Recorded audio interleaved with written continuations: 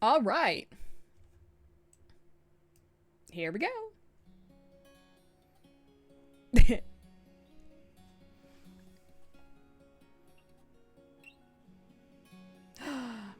7 daddies.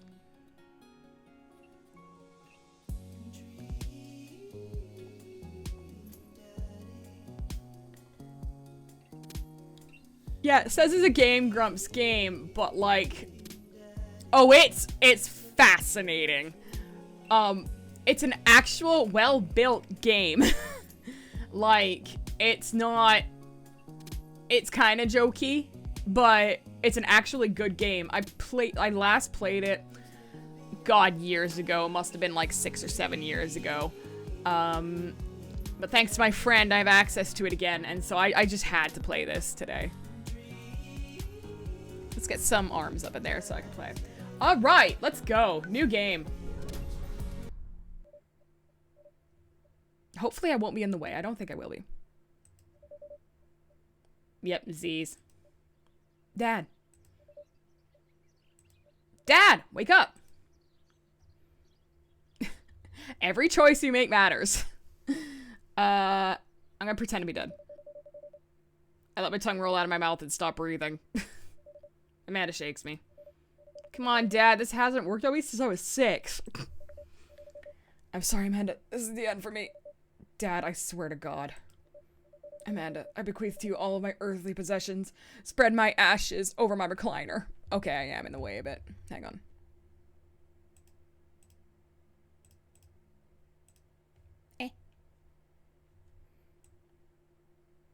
Let's move me here. Yeah, in the corner. I put Bella in the corner. Okay, well, your corpse better get in the moving van because it's leaving soon. I finally open my eyes and sit up. I'm lying in the middle of the living room, spooning a moving box. I yawn and stretch. Morning, Manda Panda. Ugh. Ugh, Dad, breathe. Go brush your... Dad, breath. Go brush your teeth. I was like, Dad, breathe. Minimize eating fried foods, candies, and sweets. Oh my God, I forgot I can build myself a dad. I actually forgot. Holy shit. Oh, I'm absolutely going full bear. But do I want that much body hair? Well, we'll see. Okay, let's see. That's nice and square. I forgot I build myself a dad. Oh no. I could be Guile. Oh, I love these. Is there one that's really... There is! Goku hair. I forgot about the Goku hair. Oh my God. There may also be stuff here that I have never seen because it's been so long. But that was quite amazing. That was pretty close to my hair. That's pretty close. I'm trying to build myself as a dude. This is interesting. Brows, we're 100% going with, red. Does he pluck? I don't know. I don't pluck, so he doesn't pluck. Alright, that's good. Eyes. Kawaii?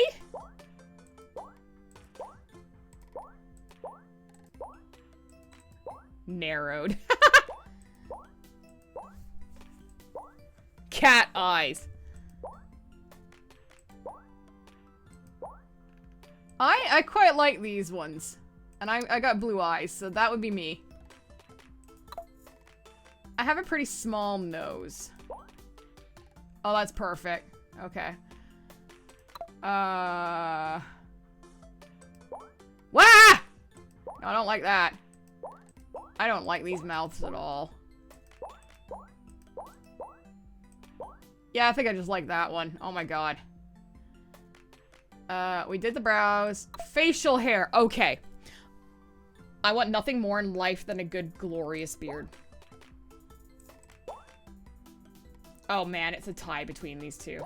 I'm not doing a chin strap. I think I'm just gonna go full beard. Oh, I'm hot.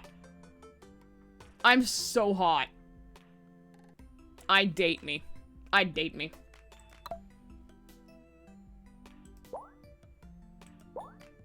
I think he needs glasses, yeah. Let's see. These are the closest I have. I don't have any piercings. Well, I have ear piercing, so. Black stud, hell yeah. All right, what's this dad gonna wear? To be honest, that's probably me. Oh my god! Yes. No. This is actually me. Yes, this is actually me. Yeah, okay. Oh my god. Is that what I'm gonna look like if I transition? Oh my god, I look amazing. I like that one too. That's a cute shirt. That's cute too.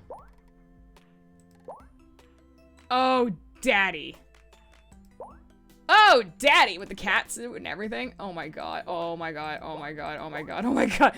Look, this is supposed to be my character. I'm not supposed to be going in on it. Sure, I like this shirt. It's fun. Done good, daddy. Name that. I need to name me. Okay, Ken. And what's the last name?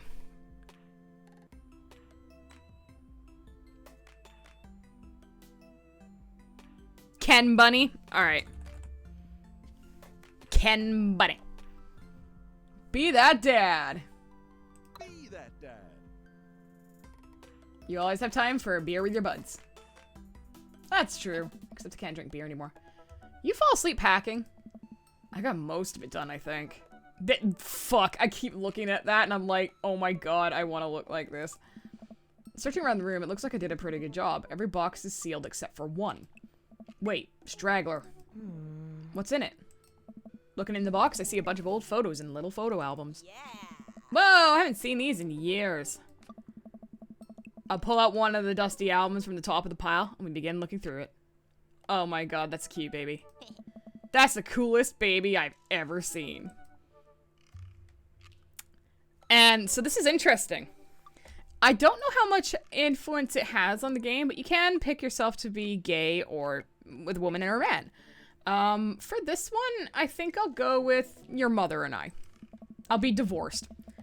The only way your mother and I could get you to stop crying was to put the sunglasses on you. But whenever we tried to take them off, you'd start crying again. You spent the first 2 years of your life with sunglasses on. Nice. Halloween when you were maybe 4? Oh my god, that dragon costume. You couldn't decide between being a princess or a dragon, so you went with both. Princess dragon. Why do I remember crying in that dragon costume? You saw yourself in the mirror and realized you were afraid of dragons. Seeing yourself inside the dragon's mouth was a realization of your greatest fear, I think. Right, yep, definitely repressed that memory. And this was you in your horse phase.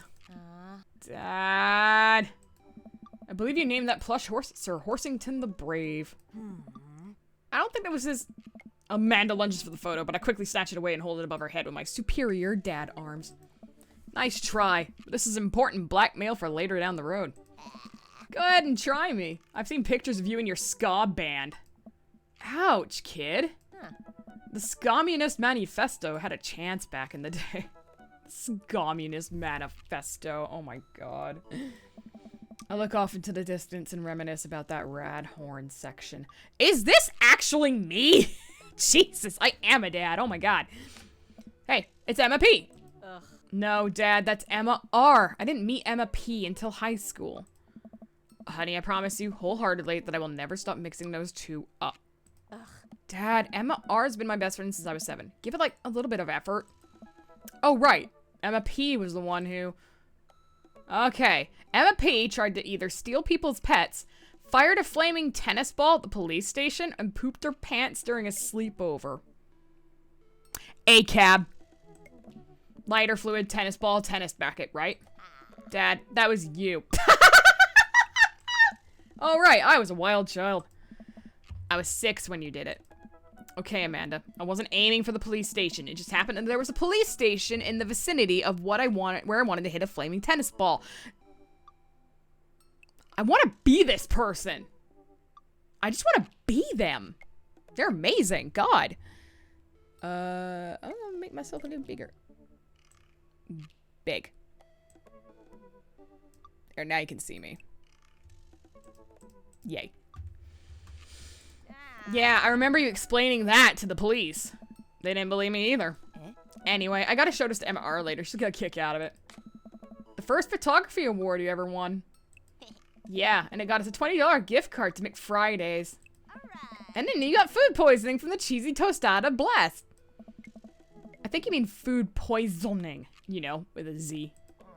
Dad, still can't drive past McFridays without gagging. Still proud of you, though.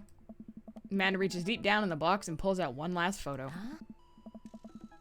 Neither of us say a word. We stare at the photo for a long moment. I finally decide to break the silence. Interesting. The day you were born or the day we adopted you? Let's go with born. It's kind of a funny story.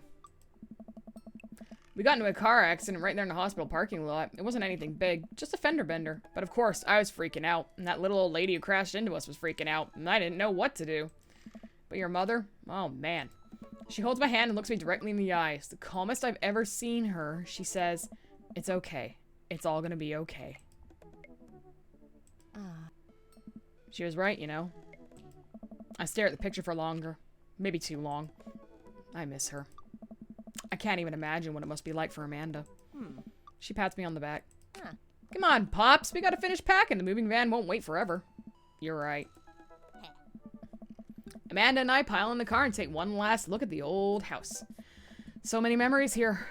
Hard to believe your mother and I bought this place almost 20 years ago. Hey, remember when I shattered the front window playing catch? You always had very strong arms. Hey, remember when I shattered the other front window pretending to be a robot who breaks windows? You're a very imaginative child. Hey, remember when I broke the back window? We get it, Amanda. You break stuff. And there'll be plenty of more stuff for me to break in the next place. Memories to make and stuff to break. You ready? We sit in silence for a moment. I watched my daughter grow up in this house. It'll forever hold a place in my heart, but it stings a little bit to leave it behind. I'm ready. The moving van begins to pull away, and I get the car into position to follow it. I watch our house, our old house, disappear in the rearview mirror. So what? So sell me on our cool new pad. I clear my throat and do my best cheesy announcer voice. Oh boy. Nestled in beautiful scenic downtown Maple Bay, our new house features... That's right, you heard me. A garage big enough for not only one, but 2 whole cars. As well as room for all my very important dad tools. And my motorcycle. My sick hog. The old steel pony. Dad's little motor velocipede. Dad. The 2-wheeled transportation station. Dad! I've never ridden a motorcycle in my life, and to be honest, I am afraid of them. Anyway, it's also smaller than our last house. Cozier, one might argue. Good spin. I think it's great. Won't it be closer to a lot of cool stuff that we can walk to? So I don't have to waste gas? And I mean, try to park downtown is, you know.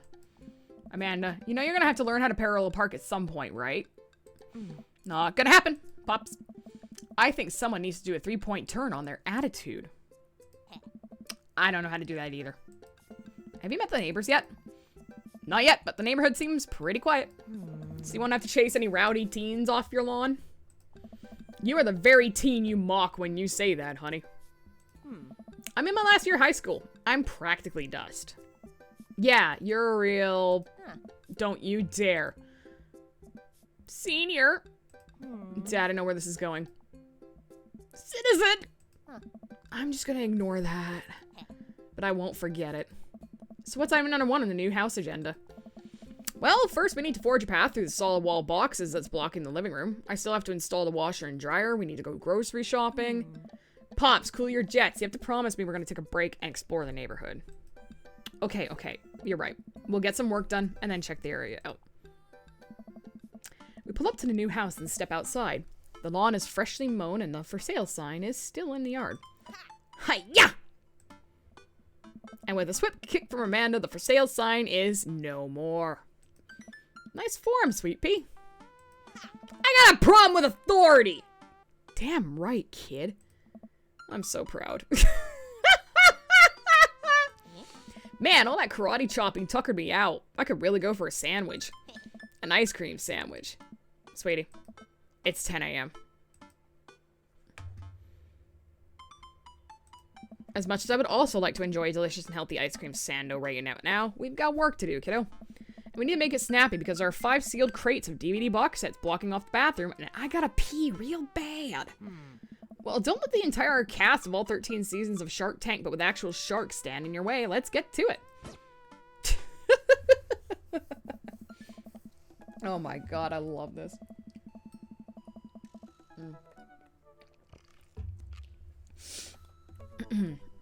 I get to work unpacking the various boxes around the living room. A couple hours pass and I get some good work done.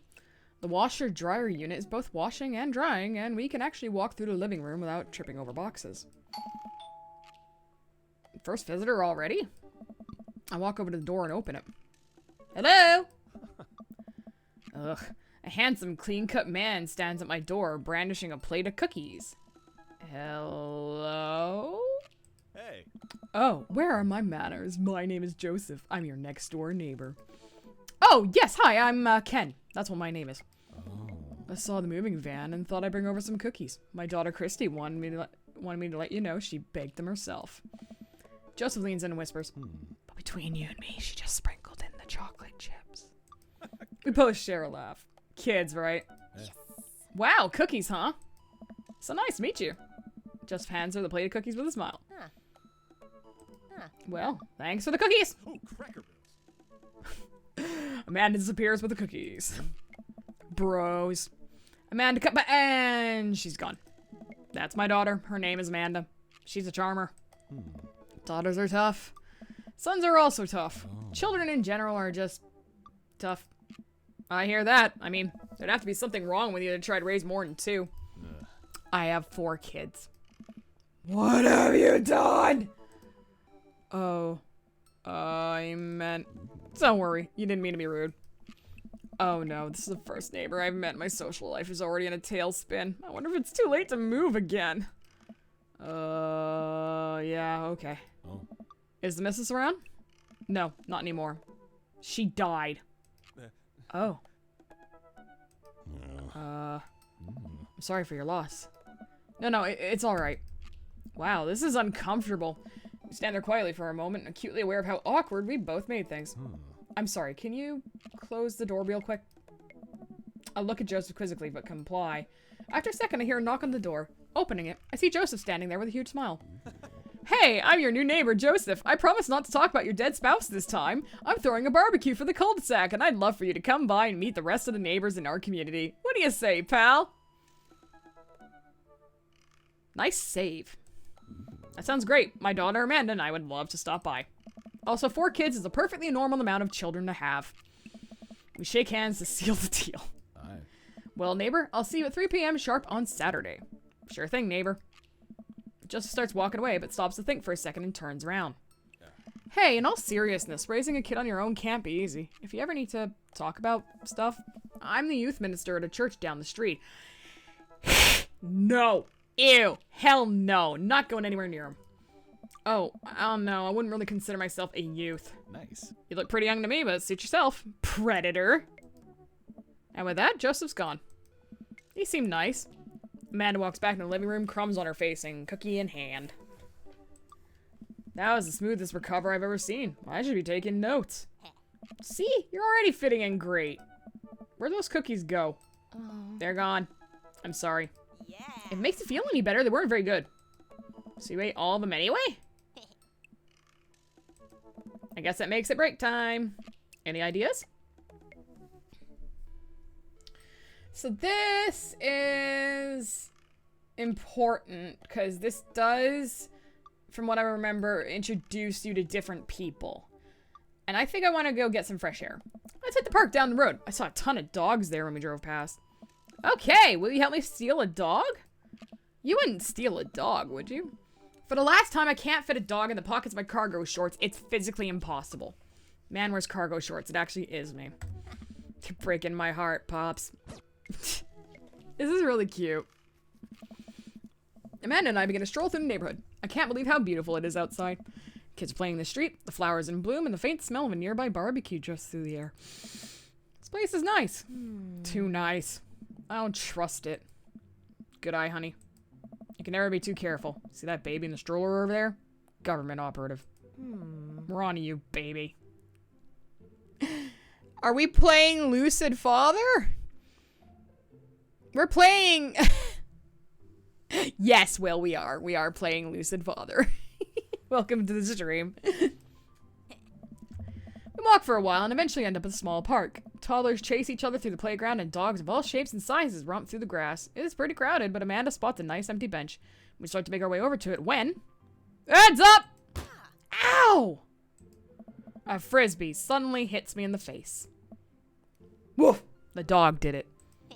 A corgi with a... Yes, this is exactly what I wanted. A corgi with a neat plaid handkerchief tied around its neck bounds up to me, wagging its tail. Look at this fucker. Look at him. Look at him. Look how cute he is. He is adorable. I like your necktie. Ruff!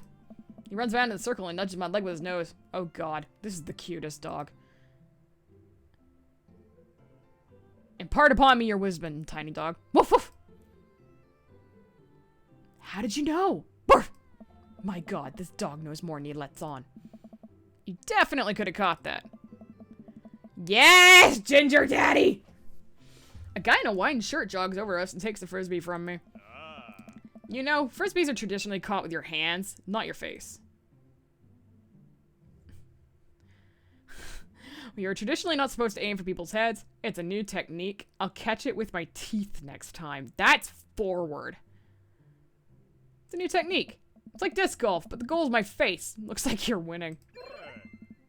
Oh shit, he liked that! I even got the eggplants! I forgot about that! So, if you're flirting with someone, you either get a negative reaction, a nice reaction, or a damn, that was hot reaction, and that's the one I just got. I'm just messing with you. I'm Brian, by the way.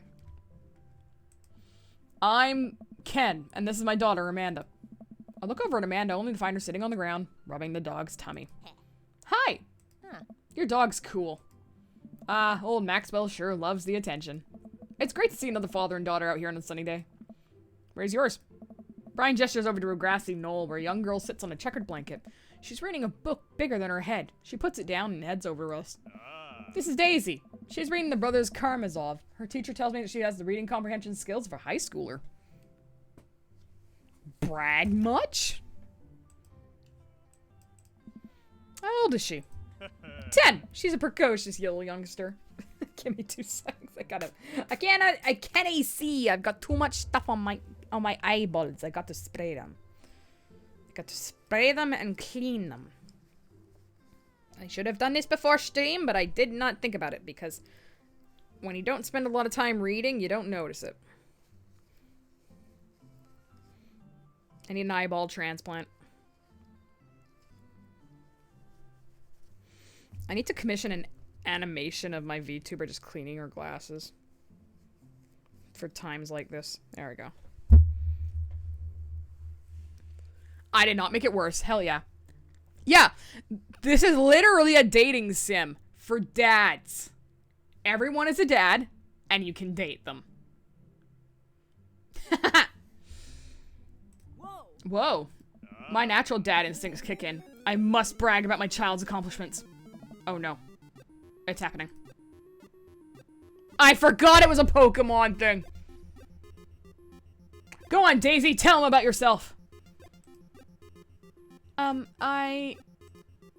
That's my girl. Amanda, get in there. Okay, okay.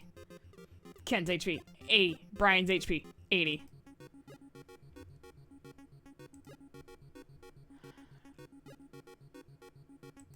You unfurl your wallet to reveal a tiny copy of a drawing of a cornucopia Amanda did in the 1st grade. Cute! It isn't very impressive, but Amanda genuinely appreciates you holding on to it. Brian, this is 10 HP. You were getting 20. Daisy just started a weekly chess club at her elementary school computer lab. She's the president too, of course. Dang, my high school doesn't have a chess club or computer lab. You lose 10 HP. Okay. So I can brag, daughter, item, or flee. Can't switch daughters. Amanda's your only daughter. Amanda here just recently won a local photography award. Wow, congratulations. Brian, this is 10 HP. Daisy's actually just won a statewide poetry contest. You lose 15 HP. God damn it. Okay, what else have I got? Grade card. You pull a wrinkled copy of Amanda's last grade card out of your back pocket. Dad. Awesome grades! Brian loses 25 HP. You really carry that around everywhere? Ouch, maybe it is kind of weird. You lose 5 HP. Daisy sold enough candy bars this year to get the top prize. A canoe. We're taking it out next weekend. How's it even possible? Amanda can barely get one of those stick hand things. It's extra powerful. You lose 20 HP. Okay, I'm still winning. Brag. Last week, unprompted, Amanda helped an old woman with her grocery bags. It's extra powerful. Brian loses 20 HP. Did I mention Daisy said her first word at 10 months? Daddy. Amanda's was potty. Still cute, but maybe this isn't the time to bring it up. You lose 10 HP. Okay, okay. How do I take him out? Do I brag again, or do I use an item? Spelling bee photo. Fumbling through your phone's browser, you managed to pull up a photo of Amanda winning her 10th grade spelling bee. Wow, congratulations, Amanda. Daisy's getting prepped for her annual spelling bee right now. Hopefully this will be a 3rd win in a row. Shit.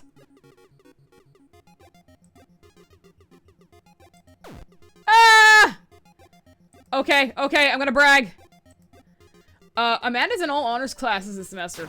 Brian, this is 10. Oh, really? I'm actually talking to Daisy's teacher about having her skip a grade. Even Amanda kind of bristles at that one. I lost! Boy, it's been a treat getting to know you.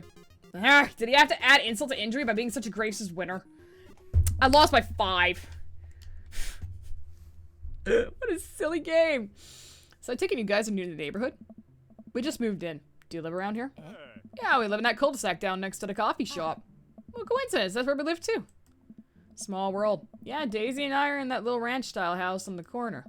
I know that house. It's just like ours, but slightly bigger and better landscape. Does this guy have to outdo me in everything? What a lovely place.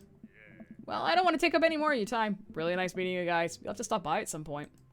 Yeah, definitely. Bye. Brian and Daisy walked further into the park with Maxwell happily trotting along in tow.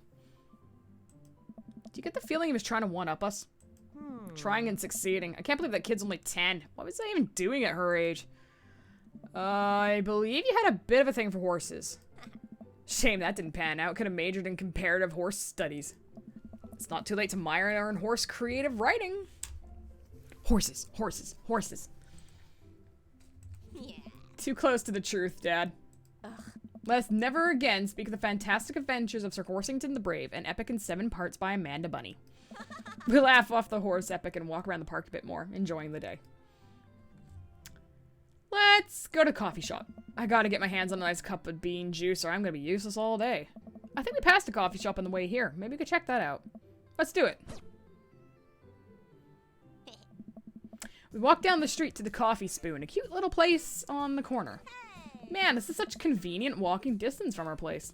I mean, I guess. What's wrong? Why would I go somewhere else and drink coffee on a couch when I could just drink better coffee at home on my own couch and not have to make awkward eye contact with other people? It actually is me! This is me!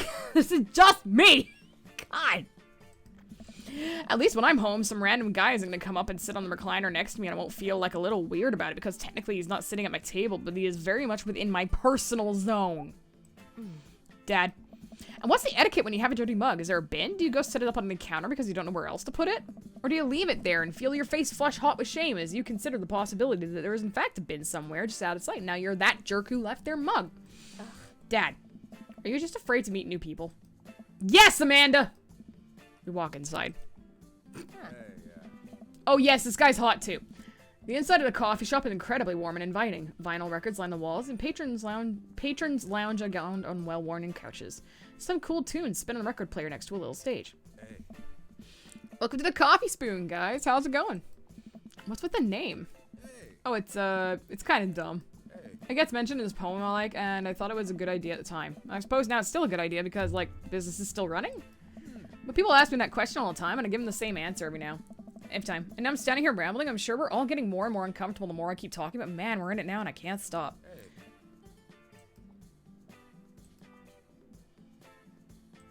So what'll it be?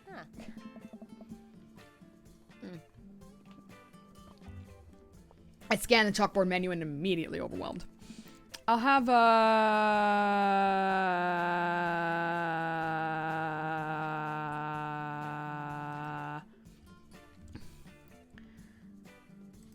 an iced Tegan and Sarah. Oh, I love hearts. I don't get it. Oh, it's a pun. Tegan and Sarah, this really awesome Canadian indie band formed in 1995. They were nominated for a Grammy in 2013 and are known for being masters of not only pop hits, but meaningful lyricism. This is actually true. Hey. I'm doing the thing again. Hey. But coming right up. And for you? I'll have a macchiato DeMarco, please. Oh. Coming right up. Do you want that in small, medium, or Biggie Smalls? Medium. Wait, is Biggie Smalls big or small? I should change that, shouldn't I? Matt sets to making our drinks and Amanda and I take a seat on one of the couches. What's his deal? The man make his puns. They're cooler bands than you listen to anyway. Hey! Hey! Ska was cool once. This couch is actually pretty comfy. Maybe not comfier than our couch, but it's alright. Good lumbar support. You sink right into it. Okay, it's comfier than our couch. Amanda nudges me. This place is right next to our house, and that guy seems not only cool, but also just as uncomfortable with talking to other people as you are. You should totally become friends with him. I don't know. Come on, what do we say about meeting new people? I can't meet new people, but always stay inside, and also don't go outside, and also don't talk to people. God damn, this game. See, we're making progress. Matt sets our drinks down at our table, and I have a sip. The iced tea Vera is delicious. Hi, we're new in the neighborhood. I'm Amanda, this is my dad, Ken. Hey. Oh, right on. Pleased to meet you both. Hey. Yeah, I come by when my daughter's hanging around the shop. You two might get along. Yeah, I'm sure we'll maybe come in from time to time. Amanda kicks my leg from under the table. I'm sure we'll be in here a lot. Hey. You know what? Let me get your guys' opinion on something. Matt goes into the back and comes out with a fresh plate of something that smells amazing. I'm working on a new banana bread recipe, and I need help coming up with a name for it. Well, I think we're gonna have to taste test it first so we can, get the full flavor profile of, you know, and really appreciate the flavor sensations of Amanda nods vigorously. She knows the game. Yeah, we need to give that Nana bread a taste if you want us doing free creative labor. I think it would be commensurate with, I've taught her well. We've trained for this day. I was just gonna give you guys free banana bread anyway. Right, yes, that. Matt serves us each piece. Amanda and I happily chow down. This is amazing. Oh. Thanks. The secret ingredient is bananas. So any ideas? I'm stumped. Well, I think I might only be able to give you dad band puns, but I'll give it a shot. So the banana bread Kennedys, the grateful banana bread, the right said banana bread. I like the banana bread Kennedys. You know, like the punk band. I thought you said you only knew dad band puns. I'm a hard dad. What? That actually has a nice ring to it. Really? Hey, dude. Yeah. Banana bread Kennedys. Strong decisions. That's art, baby. Hey. I want to say baby because I thought it would sound cool, but once I said it, I realized that it just doesn't sound good coming out of my mouth, and maybe I should just leave saying baby to the professionals. Oh. This guy is so insecure. I love him. Hey. Enjoy your coffee! Thanks, baby. Hey. See? Sounds good when you say it. Hot. Across the way, a man catches my eye. He sits by himself, brooding over a cup of coffee. Our eyes meet just for a moment. It's Aragorn. I hastily look away, hoping he didn't catch me staring. Who is that? We finish our drinks and head out. Hey. Thanks for stopping in. Take care. Okay, now that we're full of caffeine, where to? We just had coffee. I need a nap. Have you ever known me to play by the rules? Your father's a rebel, sweetie. Now all aboard the train to Sleepy Time Junction. I have ADHD. Coffee does nothing. As we're walking home, I hear heavy footsteps come up behind us. Ken, bro! Hey. I turn around and I'm greeted by a familiar face jogging up to us. Craig?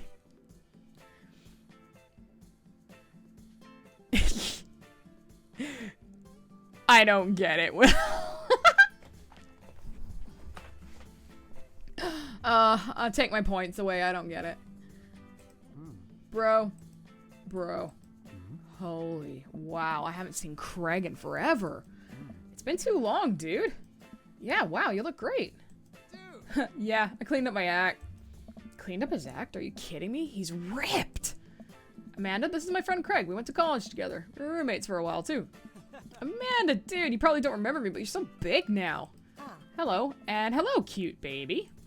Aw, thank you. The last time I saw you, I think you're about her size. This is River. Say hi, River. He picks up her tiny wrist and waves it around. River gurgles happily. Are you babysitting? Nah, dude, River's my kid. Man, it has been a long time.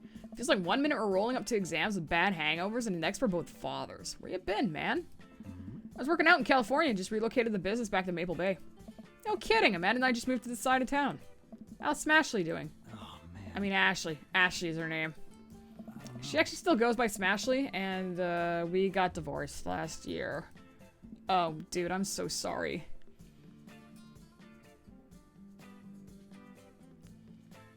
Oh! The One Direction song. Make you beautiful, but it just repeats the first line in the song beat. You're insecure. I'll have to look that up. Thanks, Will. It's old news. We take turns taking care of River and the twins. It's all copacetic. Twins! You have 3 kids? Ain't life something, bro? Right? Keg Stand Craig is a father of 3. Keg Stand Craig? Oh, yeah, it was my old college nickname. You got it because he did a lot of keg stands.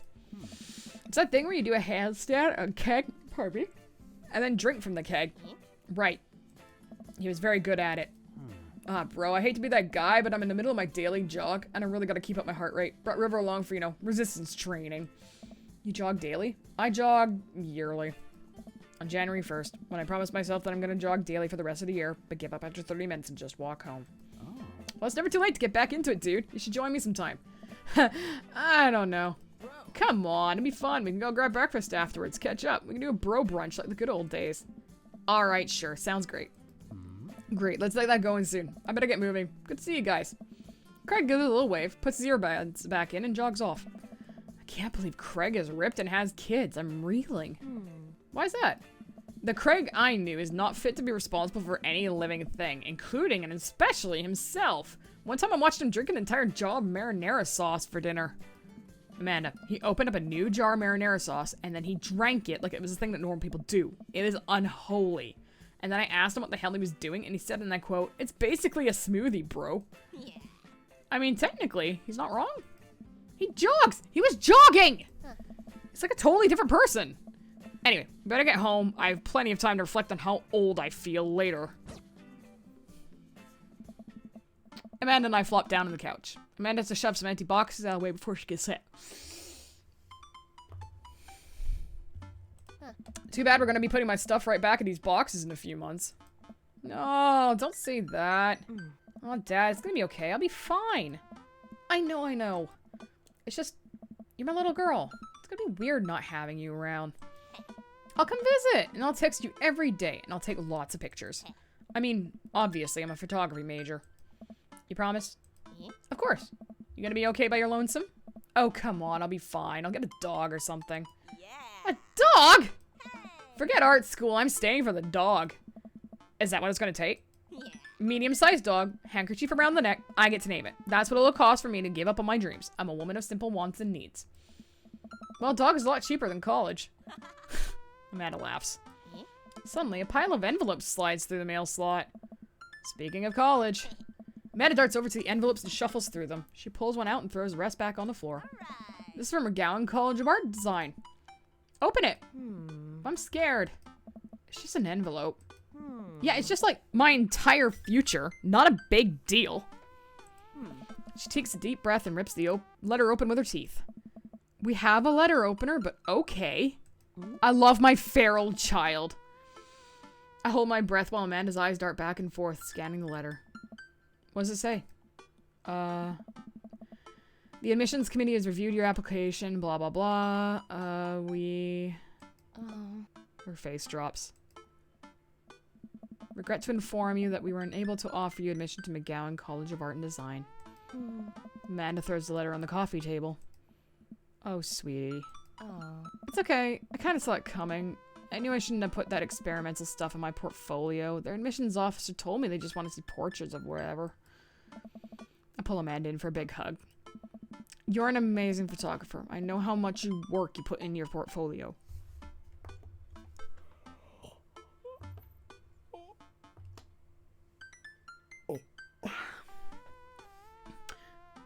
Pardon me.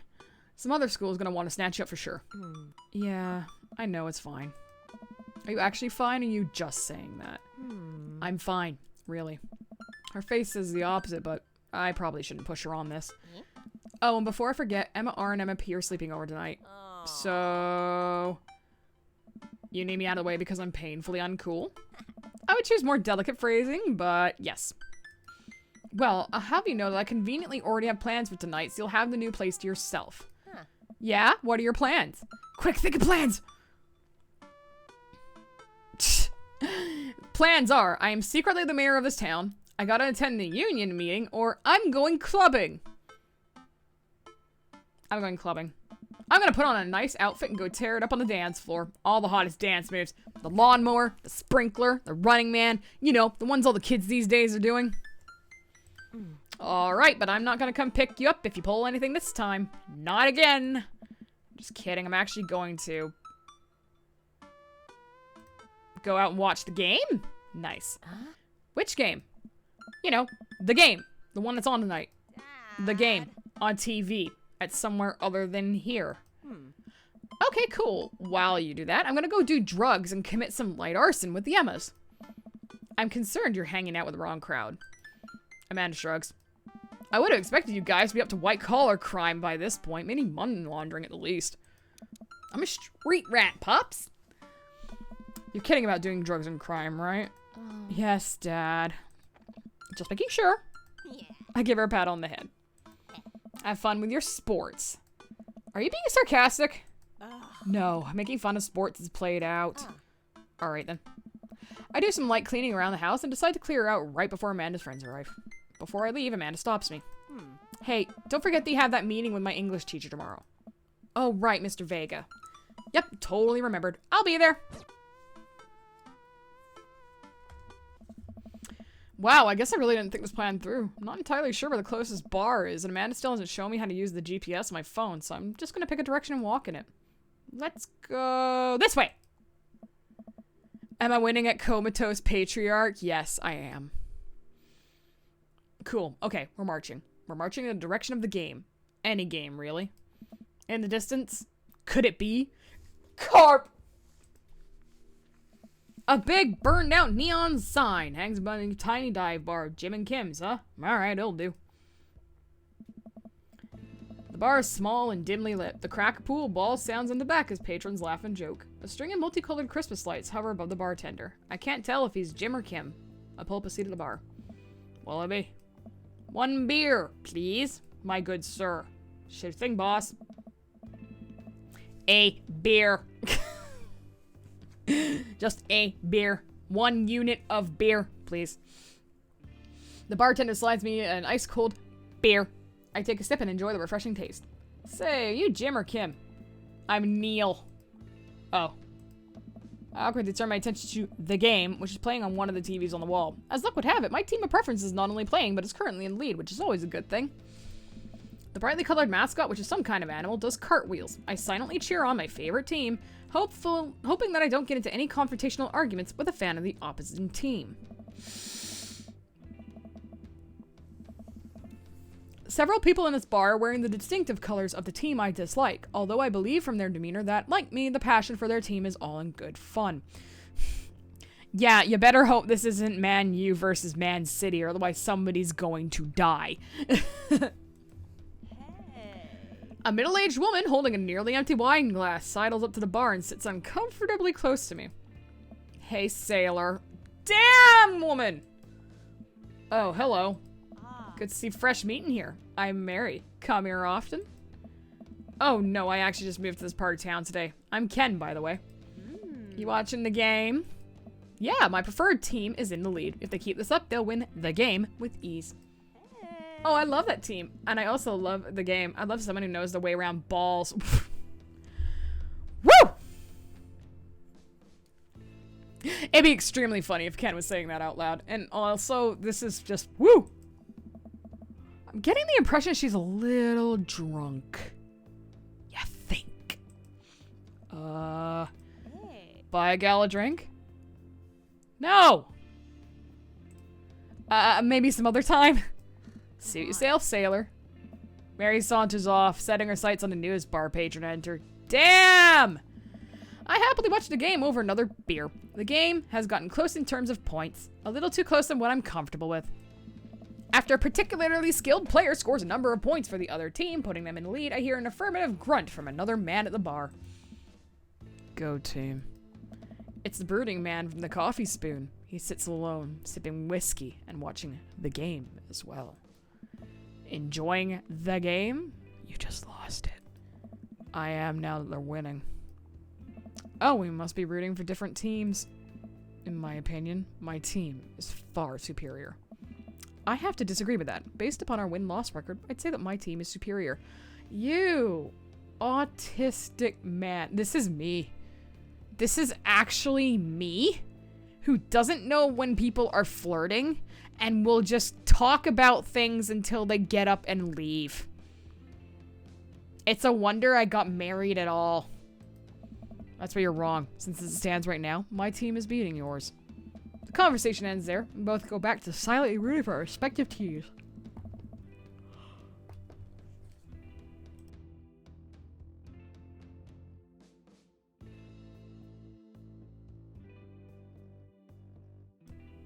The game is close, with both sides playing their hardest to win, but in the end, my team prevails. Quiet cheers ripple through the bar. I'm so sorry, I keep yawning. I raise a respectful glass at the man drinking whiskey. He raises his in response. An unspoken truce is formed between us based on mutual love for the game. He motions to the bartender and pours 2 glasses of whiskey. The man slides one over to me. Name's Robert. Thanks. I'm Ken. Hey. You must be new here. Mary already hit on you? Yeah. Robert chuckles. She's a peach. Well, you picked the best bar in town. Slimy as it is, you'll never find a better spot than Jim and Kim's. Is there actually a Jim or Kim that runs the place? Hey. No. That'd be Neil. Neil waves from across the bar. Hello! Hey. Good guy, Neil. Not enough Neils in this world. Okay. You whiskey fella or a beer fella? Beer, but I'll drink most things. You like shots? Oh. I love shots. Thank God. Robert nods to Neil, who serves up 2 shots of whiskey. He hands one to me. Here's to your health. We take the shots. The whiskey burns going down, but I try my hardest to look tough. Oh. Wait. I think this is what making friends is. Yay, I made a friend. Okay, Ken. This guy's out of my friend league, but I think if I play my cards right, we'll be pals in no time. So I can compliment his cool leather jacket, his rugged good looks, or his hand tattoo. I like his jacket. I like your jacket. Thanks. Been in my family a long time. Passed down for firstborn. Cursed, some would say. Man, this guy is mysterious and cool. Way cooler than I am, at least. Robert signals to the bartender for another round. What are you doing here tonight? My daughter kicked me out of the house, running from my problems or trying to make friends. Let's go for honesty. Not like forever. She was having a sleepover with her friends. Family type, huh? Single dad. He gets up. Be right back. Gotta powder my nose. Never seen Robert this talkative. He must like you, says Neil. I guess so. I gotta admit that Robert has a gruff charm to him. If a guy like that thinks I'm cool, then I really must be. Yeah? Yeah? Robert comes back from the bathroom and grabs his leather jacket. I'm gonna go home. You heading my way? You wanna invite me in? Robert and I leave the bar and find ourselves walking in the same direction. I live in this cul-de-sac down the way. Does everybody live there? Me too. We just finished unpacking today. Great place to be. Good neighbors. Well, some of them. Who's that? We get to Robert's house, which is just a few houses away from mine. We stop and he turns to me. I don't kiss and tell, Ken. So are we doing this or what? What? You know, do you want to come inside or not? A wave of realization rushes over me. I blush. Alright. Are we sluts? I'm not feeling very slutty today. We can definitely do this some other time. I'm not really into this guy that much, personally. I'm gonna say no thank you. I better call it a night. Catch you around? Sure. I head home, head buzzing with whiskey. What do you mean by are we gonna do this or not? God! It's... Woo! It's hurting me. I plop down on the couch and I'm asleep before I even get the chance to take my shoes off. The next day. I wake up to a text from an unknown number. Rise and shine, early bird. Still want to work out? It's Craig, by the way. Smiley face. Holy crap, it's 6 a.m. Who does 6 a.m. anymore? Without realizing, I drift back to sleep. Whoops, must have winked back out. Check my phone again. Hey, bud, still want to get your swole on? I'm ready to tear up track. Hit me up. God, the last thing I want to do right now is work out. It is Craig. I do want to catch up. Now, go back to sleep. I shoot a quick text to Craig to apologize for bailing and immediately fall back asleep. Oh man, how long was I out? What time is it? Look over at the clock. It's 3:55 p.m. I have to be at the parent-teacher conference in 5 minutes. I jump out of bed, throw on the nearest clothes, and run out the door. I arrive at Amanda's school and check in at the front desk. They give me a bright orange visitor sticker and send me on my way. I'm barely awake and feeling pretty haggard, but hopefully no one will notice. I check my watch and I'm relieved to see that I'm only 2 minutes late. Wait, was it room 103 or 108? I spot a youth standing in his locker and approach him for help. Excuse me, do you know where Mr. Vega's classroom is? The youth turns around and looks me up and down with heavily lined eyes. Come on, kid, I'm late for a meeting. Mr. Who? Mr. Vega. I don't know, have you tried the exit? Okay, wise guy, are you gonna help me or not? Fine, up those stairs and to the left, can't miss them. I head upstairs and walk around, unable to find Mr. Vega's class anywhere. After a couple minutes of searching, I head back downstairs. That punk youth sent me on a wild goose chase. I get back to where that low-rent Gerard waits. I'm sorry!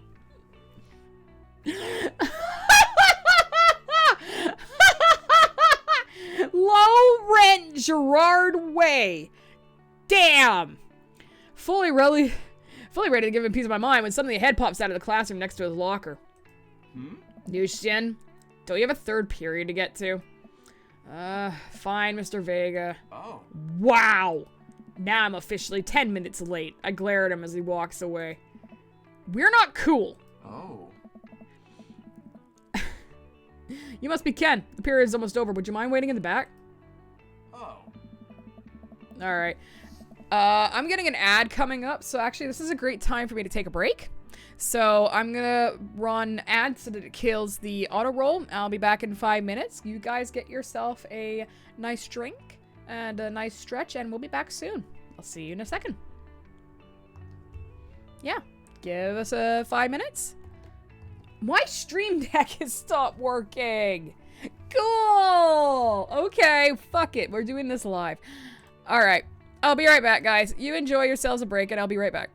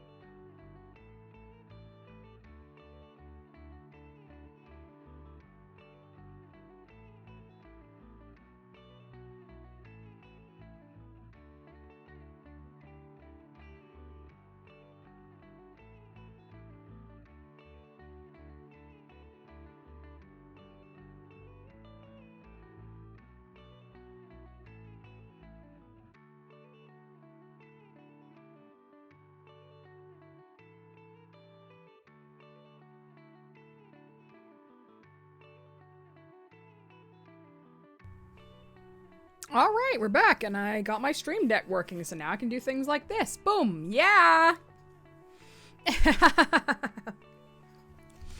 All right, so we're still kind of in the beginning of the game. We're getting introduced to all the potential daddies. Literally, this is how it works. Now I'm talking to my daughter's teacher, Mr. Vega. So Mr. Vega leans in and leads me in. I take a seat in one of the comically small students' desks in the back. I might get stuck in this. Alright, where were we? Now, who could tell me about the unreliability of the narrator in J.D. Salinger's Catcher in the Rye? Okay, I hate that book. I hate The Catcher in the Rye. It is the worst book I think I've ever read in my entire life. You're gonna get some strong-ass opinions from me about how much that fucking book sucks. It is stupid. But it's a good book because it actually garners a response like that. Not as bad as Great Expectations, though. I will give it that. At least I finished Catcher in the Rye. Yes, Colin? And Colin stands up and does the thing where he blows into the crook of his elbow to make a fart noise. The whole class erupts in laughter. Alright, everybody. Very funny, Colin. Please sit down. Now, Holden Caulfield is an unreliable narrator in the sense that the bell for the end of the period rings. All the students immediately get up and make a break for the door. Remember to do the reading and answer the response questions on page 194 in your textbook.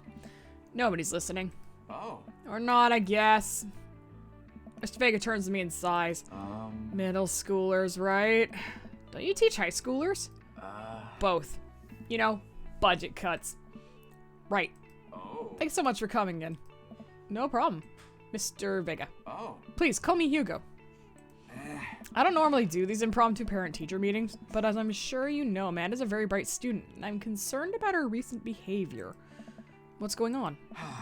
And Amanda's never been the most engaged student, but I know she cares.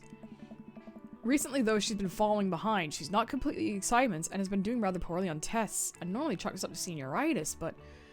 Are you a dad trying to get with other dads? Yes! I am a dad trying to get with another dad. That is exactly what this game is. This is strange. I thought Amanda always shared everything with me. It hadn't even crossed my mind that something might be wrong. That's why I love this game. It's actually, not only is it about that, which is just funny, like second favorite to pigeon dating, but it's actually got really good writing. It's funny. It's an actually funny game. I just wanted to ask, is everything okay at home? Well, we just moved recently, but it was only to the other side of town, and Amanda was more excited about it than I was. See if you can talk to her about it. I know she values you a great deal and appreciate your guidance. If she keeps heading down this road. I know how important art school is to her, and I would hate to see her miss out on scholarship money she clearly deserves. I'll make sure to talk to Amanda. Thanks for letting me know, Hugo. Anytime. On my way out of stop, thinking for a moment, I turn to Hugo. Hey, Hugo? Yeah? They ever catch that rye? Yes. I leave the classroom and make my way out of the school. I'm still a little bit in shock that Amanda was able to hide this so well from me. She's always been such a force of positivity in my life, especially after we lost her mother. 1 second.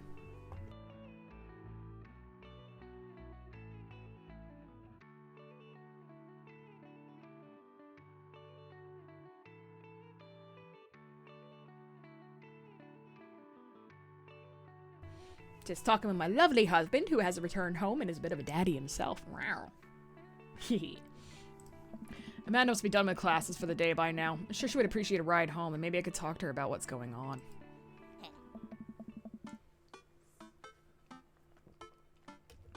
I pull up to the carpool and Amanda hops in the passenger seat. So, did you have fun gossiping about me?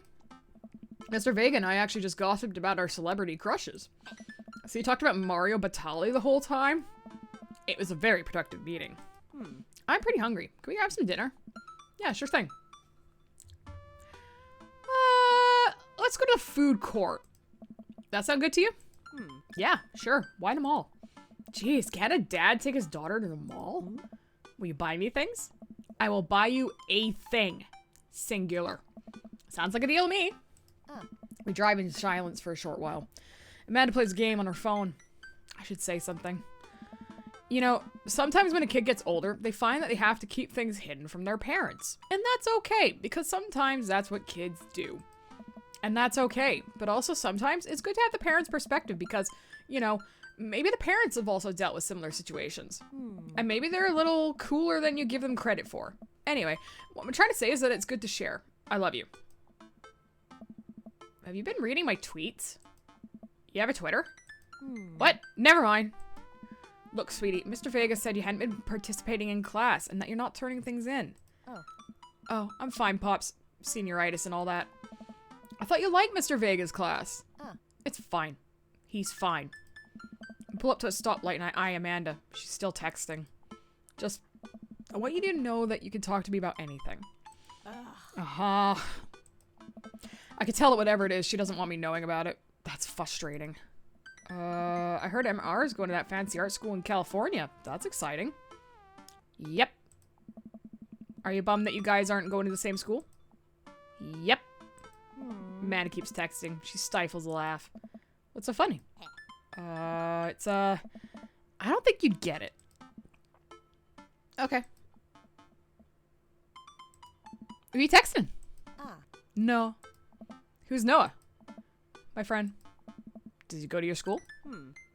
Yep. Do you like Noah? What? No!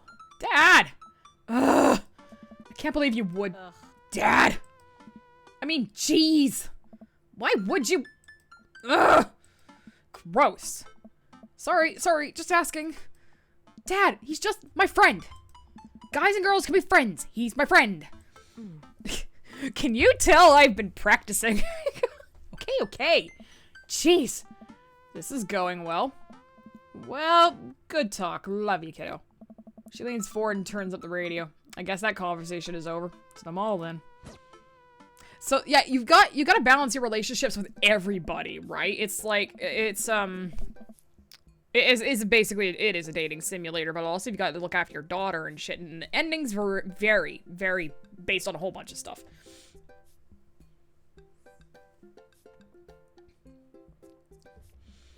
We arrive at the mall, a big indoor shopping center with a couple different floors. It's kind of dead, but that doesn't stop a mall security guard from yelling at a group of loitering teens. Let's eat something disgusting for dinner! Yeah. Hell yeah. Language, Missy. Heck yeah. Better. We approach the food court and evaluate our options. There's greasy restaurant after greasy restaurant. My heart burns just looking at the menus. Nobody looks happy to be here. What are you in the mood for? Bread dipped in sugar? Bread with cheese on it? Or do you just want me to inject some fat directly into your bloodstream? I extend my hand to her. Would you do me the honor of sharing some nachos? She takes my hand with a grin. It would make me the happiest, cheesiest girl alive. We order a giant plate of chips and unnaturally orange cheese from a very unenthusiastic and probably stoned teenager. We take a seat at a rickety table and dig in. These are bad. These are very bad. But also strangely delicious. We have to eat through the pain. We enjoy the fluorescent cheesy goodness together until we're all out of nachos. So, something's been bothering me for a while. Can you explain memes to me? Which meme? All memes. Amanda sighs deeply and places her head in her hands. Dad, it's complicated. See, memes are inside jokes shared by a bunch of people that get less funny the more people do it. So the problem is that by the time a meme gets to you, Dad, all us youths have already done the joke to death. And what's worse than that is that movies and TVs and video games will try to jump in on a meme train, but just based on how long it takes to make them, the meme will be long dead by the time it comes out, so it just dates it and isn't funny. Oh, too real. Game got real. Game got really real. Oh shit, what up? Dad, please. Anyway, changing the subject. Or do now. Wanna go to that goth store? What? You know, the one that's all black and tries to establish itself as anti-establishment despite being an exact representation of the establishment. Hot topic. I don't know what your store you're talking about. You know, the one where you can buy chain wallets. It's basically an assault on what people fought so hard against in the punk and hardcore movements of the 70s and 80s. Dude, you've got to be more specific. The one you threw up in that one time. Oh, that one! All right. It's Hot Topic. Amanda runs into the store, me trailing behind her. She makes a beeline for the back. There it is. You can still see the outline, kinda. I'm so proud. Speech! Amanda. Speech! Speech! Alright, I'll do it if you stop chatting! Amanda stops immediately. I clear my throat. Thank you all for joining us here today to commemorate a historic moment that will forever shape history. On a day very much like today, some 5 years ago, our very own Amanda Ann Bunny had too much blue raspberry slushy on an outing to the mall. After begging her father to take her to Dead, Goth, and Beyond to buy rainbow suspenders, she proceeded to throw up all over a display of My Chemical Romance merchandise. Her loving father then had to pay for said merchandise, which to this day remains among our possessions. Thank you. Oh. Amanda's move. She begins clapping. Slow at first, then faster and more vigorously. Several other patrons turn their heads. One of them also starts clapping. I bow my head. Oh hey, chain wallets.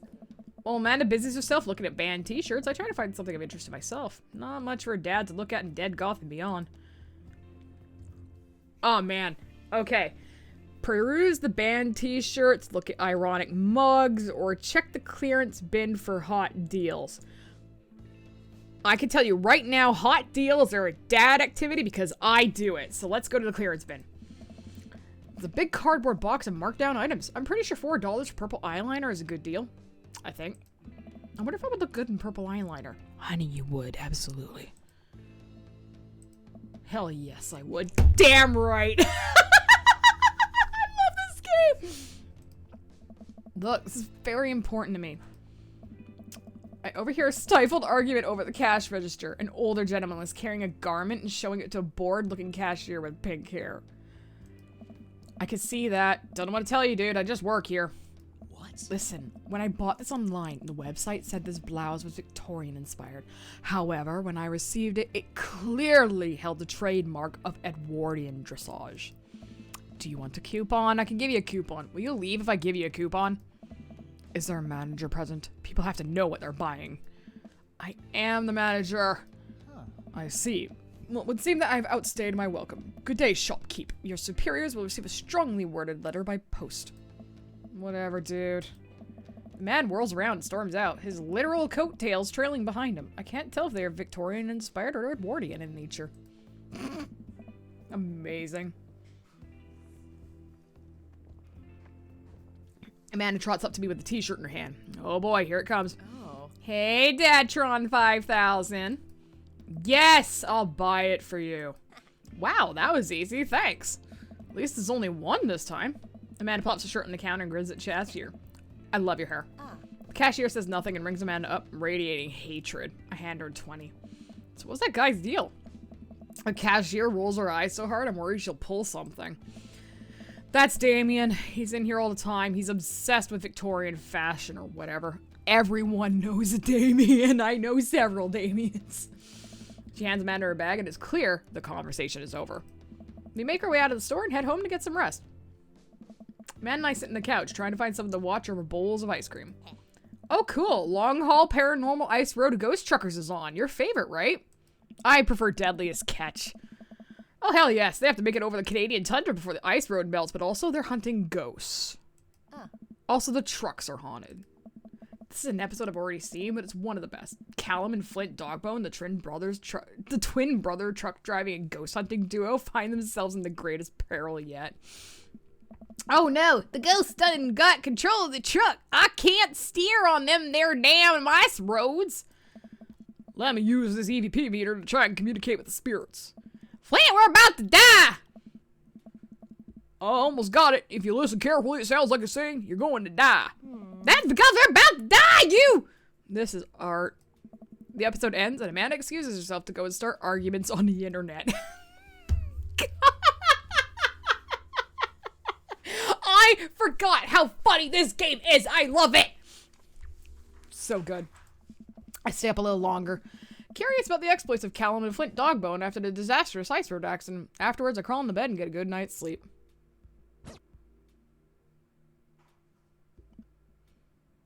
Ken. Zzz. Morning, sleepyhead. 5 more minutes. You have never, ever let me have 5 more minutes, so get up. Fine. fine.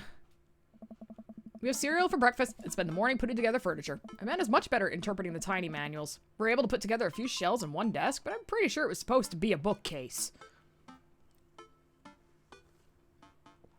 Mood. So, you excited for the cookout today? If there's food, there's excited to beef up my grilling skills, and if there's food, I'm excited. If there's food, I'm excited. I'm all over those terrible store-bought sugar cookies that everyone brings to parties. Yeah, those are bad. Which means there are more for me. Do you want to meet some of the people in the neighborhood?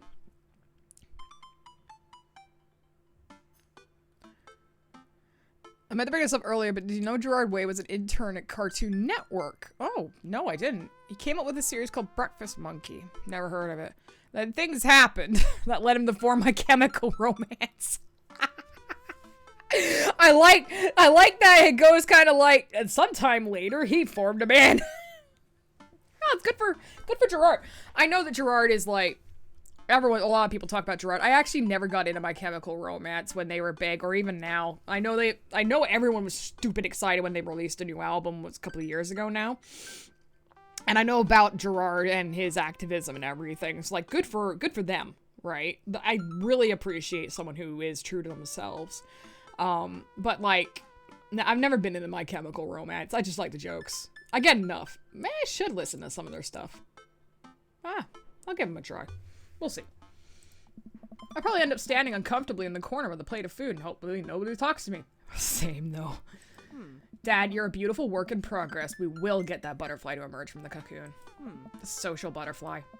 Well, we better start getting ready. We definitely don't want to be late. Hey. What? No, we have to be fashionably late. Who shows up to a cookout on time? You know what? We're going early, just because you said that. I head out the door and Amanda reluctantly follows. We walk across the street to Joseph's house with a store-bought veggie plate. I'm a terrible cook if it doesn't involve a grill. This is just me! This is just me! It's me! It's me! It's me! It's me! God! I guess we're not as early as we thought we were. Joseph's backyard is already packed with people and the smell of hot dogs wafts through the air. Small children run through a sprinkler and adults chat in small clusters. Ah, gotcha. Gotcha. I set our veggie plate down on the table next to two other veggie plates. Huh. Hey, there's Joseph. I wave to get his attention. The moment he sees us, he jogs over, arms open wide. I don't trust the Christian youth minister. Welcome, I'm so glad you two are here. And you brought veggies! Let me introduce you to my family. Kids, come on over here. This is Chris, my eldest. Hi. This is Christian and Christy, they're twins. What? They stare creepily and say nothing. Then, of course, there's our youngest, Krish. Wait, where is Krish? Maybe Barry put him in his crib. Oh no, it's the woman from the bar the other night. What's she doing here? Oh, and how can I forget my lovely wife, Mary? Whore. Joseph pecks her on the cheek. She smiles. Mary, sweetheart, did you put Krish to bed? Hey. I'll have to go look for him. What? You'll have to... Oh! Hi, Sasquatch. Why did that not work? Hang on.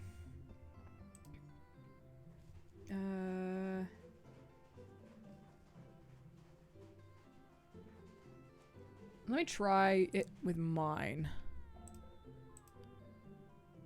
No?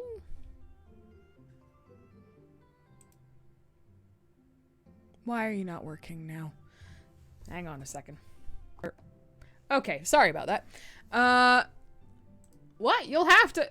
Joseph takes a moment and regains his composure. Mary, this is our new neighbor, Ken, and his daughter, Amanda. Hey. I'd shake your hand, but I have a glass of wine that I need to tend to. I love her. Nice to, meet you, Mary, for the first time. Charmed. Well, I have to go over there now. Mary leaves. Oh god, this is so awkward. I wonder if Joseph knows. I wonder if Mary knows that Joseph knows. I wonder if Joseph knows that Mary knows that I know. Backstory, if you weren't watching earlier, we went to the bar and that woman basically tried to jump us. So, it takes all my energy to not to run away from the barbecue and start fresh in a new city. My wife has a wonderful sense of humor. But please, you two enjoy the barbecue. All the guys are really excited to meet you. I'll bet I'm a hot piece of ass. And then I mill around and try to some of the food spread out on the table. I pick at some deviled eggs. Amanda grabs a small paper plate and immediately begins piling with baked goods. I don't want to have to make friends. Come on, Dad. Who are you going to party with when I go off to school? I don't want to have to do the pleasantries. Dad. They're going to talk about weather. Go do it. Make a friend. How could I possibly abandon my only child at a social function? That's bad parenting. This plate of cookies is my new dad. Bye! Amanda shoves me into the center of the yard. Well, here goes nothing. I look around the party and I'm surprised to see some familiar faces.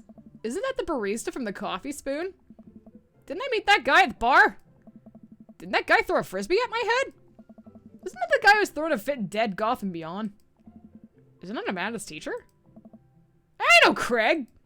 Wait a second. All these people live in our cul-de-sac? That can't be right. I better investigate.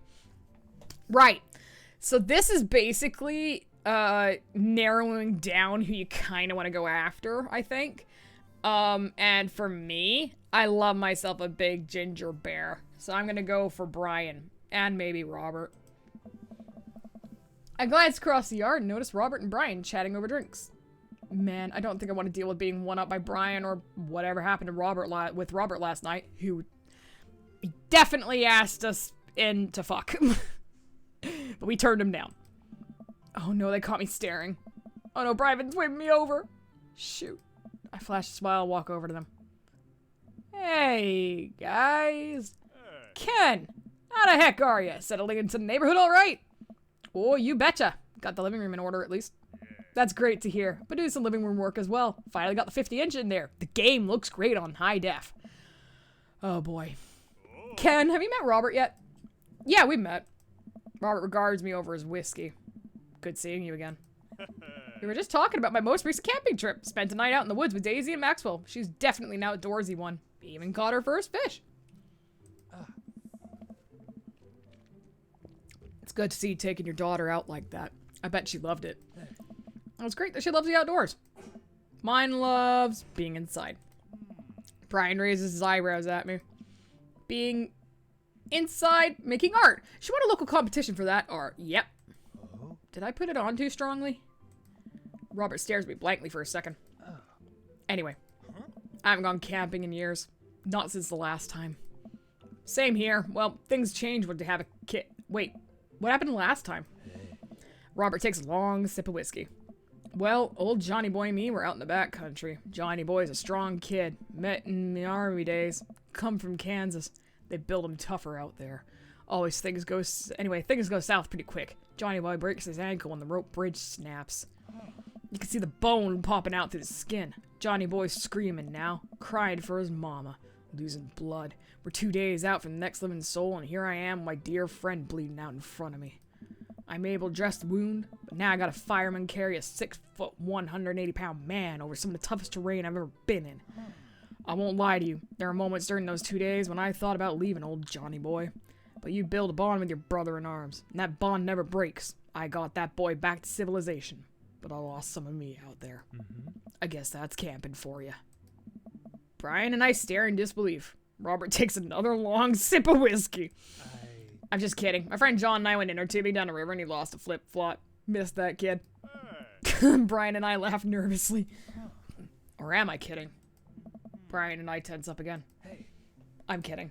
Phew. Amanda and Daisy barrel up to us laughing. Daisy is holding a paper plate in front of her like a steering wheel. We gotta get off this haunted truck! Oh no, the ghost locked the doors! Quick, hit the emergency escape button! But trucks don't have emergency escape buttons! Then hit the brake, I guess, and then we'll get out of the truck. The imaginary truck.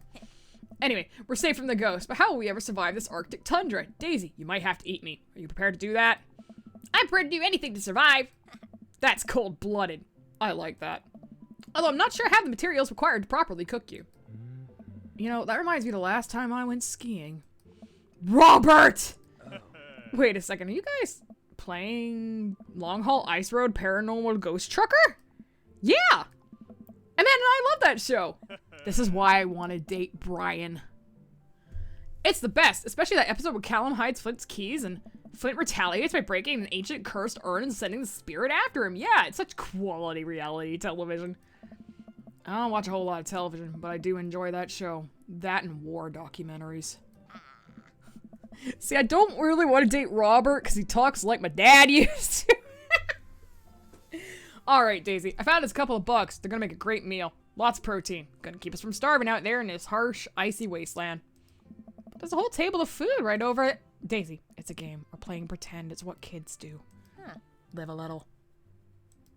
Amanda gives Daisy a handful of gummy worms from the snack table. They eat them with mock disgust. Let's go find kindling for a fire. Yeah. Okay. Yeah. But not an actual fire. Because we're playing pretend? Yes. Now you're getting it. Daisy and Amanda run off. What a cute couple of kids. Man, I've never seen her get along with anyone so quickly. I guess Amanda just sort of has a way with kids. That's kind of amazing. Daisy doesn't really get along with kids her age. It's nice that he's not trying to one-up me this time. Maybe we can have a regular friendship after all. Really? She just kind of keeps to herself. Her teachers say she spends every recess in the library. I think the other kids are intimidated by her intelligence. There it is. I wouldn't worry about it too much. Amanda was shy at Daisy's age too. She used to have a habit of crawling under tables and crying every time we took her to a restaurant. She bit people too. Oh, kids, right? Gotta love him. You're required to by law. I hear that. Well, since they're getting along so well, maybe we should try to put together a little play date for them. They do seem to get along really well, but the thought of continually hearing all about Brian's accomplishments is rough. Yeah, that'd be nice. Well, I don't want to take up too much of your time. Go meet some of the other fellas. Yeah, so I could talk to everybody. Talk to Matt, Hugo, and Craig. Matt and Hugo seem to be embroiled in intense discussion. Craig looks on, smiling politely. I walk over to say hello. Well, I don't think it's fair to try and compare two art movements like that. Periods in art only exist because they're a unique byproduct of the social and political climate of a time and place, and to try to take something like the Rococo period and compare it to postmodernism in America, you're completely disregarding the context in which a work of art is created. Matt and Hugo seem to be so busy talking and don't notice me. Craig leans in. Dude, I have no idea what's happening. Let's talk to Craig, he's a meathead. I turn my attention to Craig, he seems a little more attentive in my existence. How's resistance training go the other day? Great. Little River here is a great cheerleader. Aren't you, tiny bro? Craig grabs River's arms and waves him around. You can do it, Dad. I'm so proud of you. I'm sorry for pooping on you. Supposed to be a handful at that age. Oh, they always are. But it's so worth it. Craig grabs River's arms again and waves him around.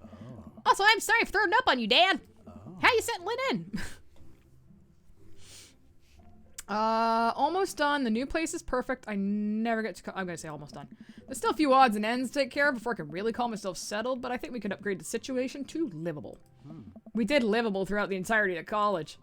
Yeah, my goal was for Amanda to live a sort of life that didn't involve eating spoonfuls of ranch dressing as a palate cleanser between different types of pizza. She still does, though. Okay, she takes after her dad. Ken, how are you liking the neighborhood? It's pretty nice. Everyone's been super friendly. Seems like your daughter is fitting in just fine. Matt points across the yard where Amanda, Daisy, and another young girl are playing. They're all sitting cross-legged in the grass, picking weeds and weaving them into little flower crowns. It's pretty adorable. The girl I don't recognize jogs over to us. What is it, sweetheart? It's flower crown. I thought you'd look cute in it. Well, there's only one way to find out. Mal takes flower crown and places it on top of his head. Ta-da! He is kind of cute. Am I cool now?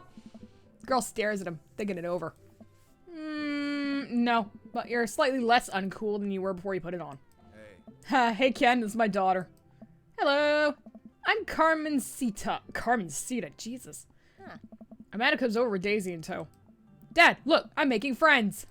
Are you making friends? You better be making friends. Yeah, actually, Amanda, you remember the cool barista from the coffee shop and my old college friend and, your teacher? Oh, hi, Mr. Vega. I didn't realize we were neighbors. Yep. You still gotta get me in that overdue term paper? Great seeing you! I mean, finger guns are way out of the conversation like a champ. She learned the finger guns move from me. I'm very proud. She's definitely a charmer. Speaking of which, where'd my son go? Sweet man. Hugo looks around the party. He must finally spot me because his eyes go wide. Ernest! Ernest Hemingway Vega! Are you smoking? Ernest is holding a lit cigarette. Nope. I see Ernest across the way. He casually takes a long drag of a cigarette and then flicks it into a gutter. Oh. Unbelievable. Excuse me. Hugo marches over to Ernest. I turn my attention to Matt and Craig. Kids, right? Man, I do not envy Hugo. The last barbecue we had, Ernest tried to shove a sparkler down Joseph's pants. Nearly burned down half the yard. The barbecue we had before that, he actually burned down half the yard. And then it spread on my lawn and burned down half of my lawn, too. Hugo walks back over to us, practically dragging Ernest behind him.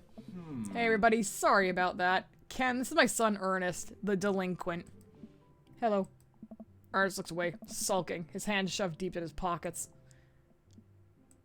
Hugo nudges him impatiently. Hey. Nice to meet you, Ernest. What grade are you in? Doesn't matter. Oh. Ernest? Okay, I'm in 8th grade. God, are you happy now? Sure you were just dying to know. Yeah, good for you. Oh. Can I go now? I'm tired of talking to old dudes who blame my generation for the failing economy. Jesus. Yikes. Ouch. Ernest! Oh yeah, because I'm totally embarrassing you. Ernest puts earbuds in and storms off to stand in the corner. Well, that was certainly something. He seems nice. Hugo puts his head in his hands and sighs. I'm so sorry. He's having a really rough time. As much as I want to be the cool dad, I have to be the authoritarian dad, and he clearly resents me for it. I mean, I think as a dad and a teacher, that's about as authoritarian as you can get. Honestly, are any of us cool dads? Is it even possible to be a cool dad? What? I'm cool as a cucumber. Hey. See? That right there. You can't say that. My kids think I'm cool. For how long, Craig? How long do we get to be the cool dads? I don't know. I think we just have to accept the fact that as dads, we become the machine we once raged against and accept our fate to unironically wear socks with sandals. Your kids may think you're cool now, but the moment they hit puberty, you're doomed. Amanda's 18, she still thinks I'm cool. I yell across the yard to my daughter, Amanda, I'm cool, right? Amanda just laughs. She keeps laughing. I see your point. Oh. As much as we all want it, I don't think it's as important to be a cool dad as it is to be a good dad. We can't all be best friends with our kids. It just doesn't work. I mean, look at me and Ernest. Our job as parents is to make sure our kids turn out okay. Yeah, you're right. It'd be nice to have it both ways. Hearing these guys talk about this makes me think of my relationship with Amanda. We get along so well, but there might come a time where it won't be like that. It's college when it happens. Don't let us eat up your time, Ken. Go meet some of the other people around the neighborhood. Let's talk to the Christian youth minister and the goth. I spot Joseph chatting with the guy from Dead Goth and Beyond by the grill. I wonder what they're talking about. I walk over to him. So I'm curious, can you walk me through what you had your house painted black? Where do I even start? The house stays warmer in the winter. It provides an artistic contrast to the rest of the neighborhood, and it complements the crimson interior perfectly. Oh, God. Yeah. It's definitely an interesting choice. Oh. Thank you. I'm very proud of my abode.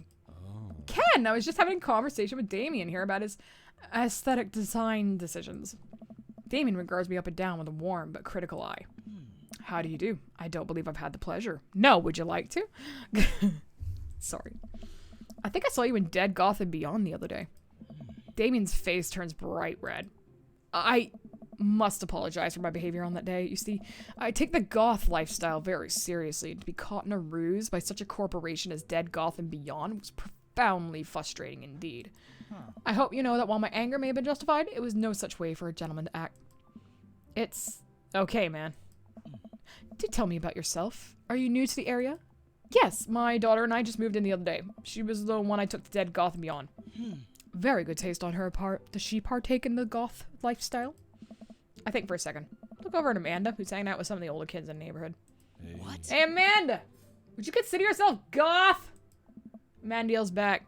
I wouldn't necessarily try to fall under any one specific label, but I guess if I had to choose, I would be more describe myself as twee hipster with some normcore leanings.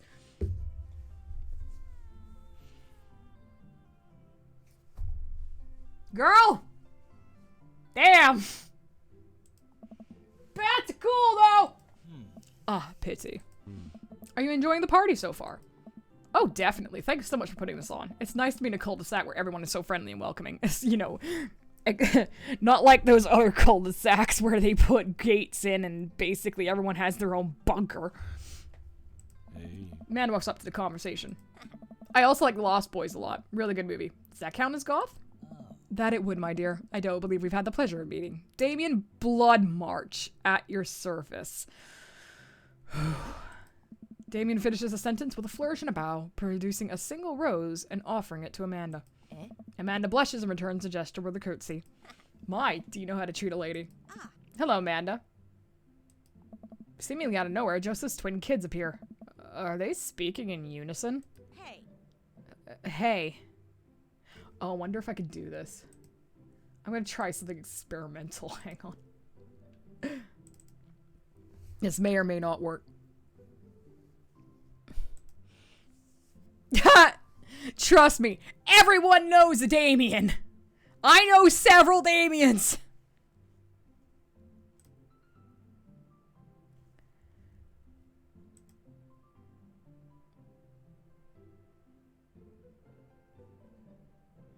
I just want to see if I can do something funny. If this thing will ever load.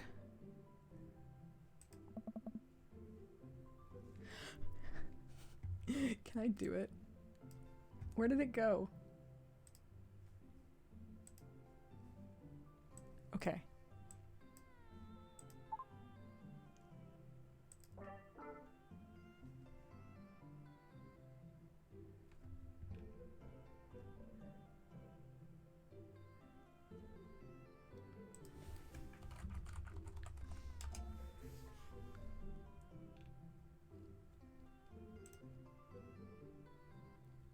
I need to try something. Oh god. Wrong voice.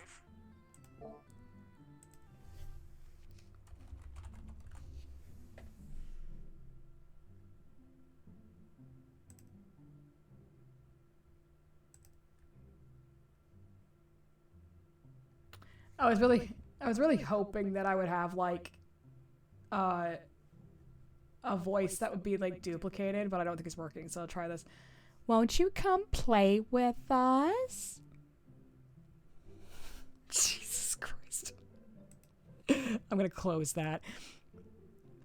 I have to play around with voice mod more. Come play with us forever. Guys, enough with the creepy twin shtick. We've talked about this. Christian and Christy slowly back away. Where do you think they got that from? Mary pops into the conversation, wine in hand. I don't know. Mary takes a long sip of the wine. I think I might have taped over a VeggieTales VHS with The Shining. Who knows? She takes another sip of her wine. Where's Krish? Wasn't he with you? You had him a moment ago. He's probably stuffing dirt in his mouth. He'll be alright. Toddlers are pretty resistant.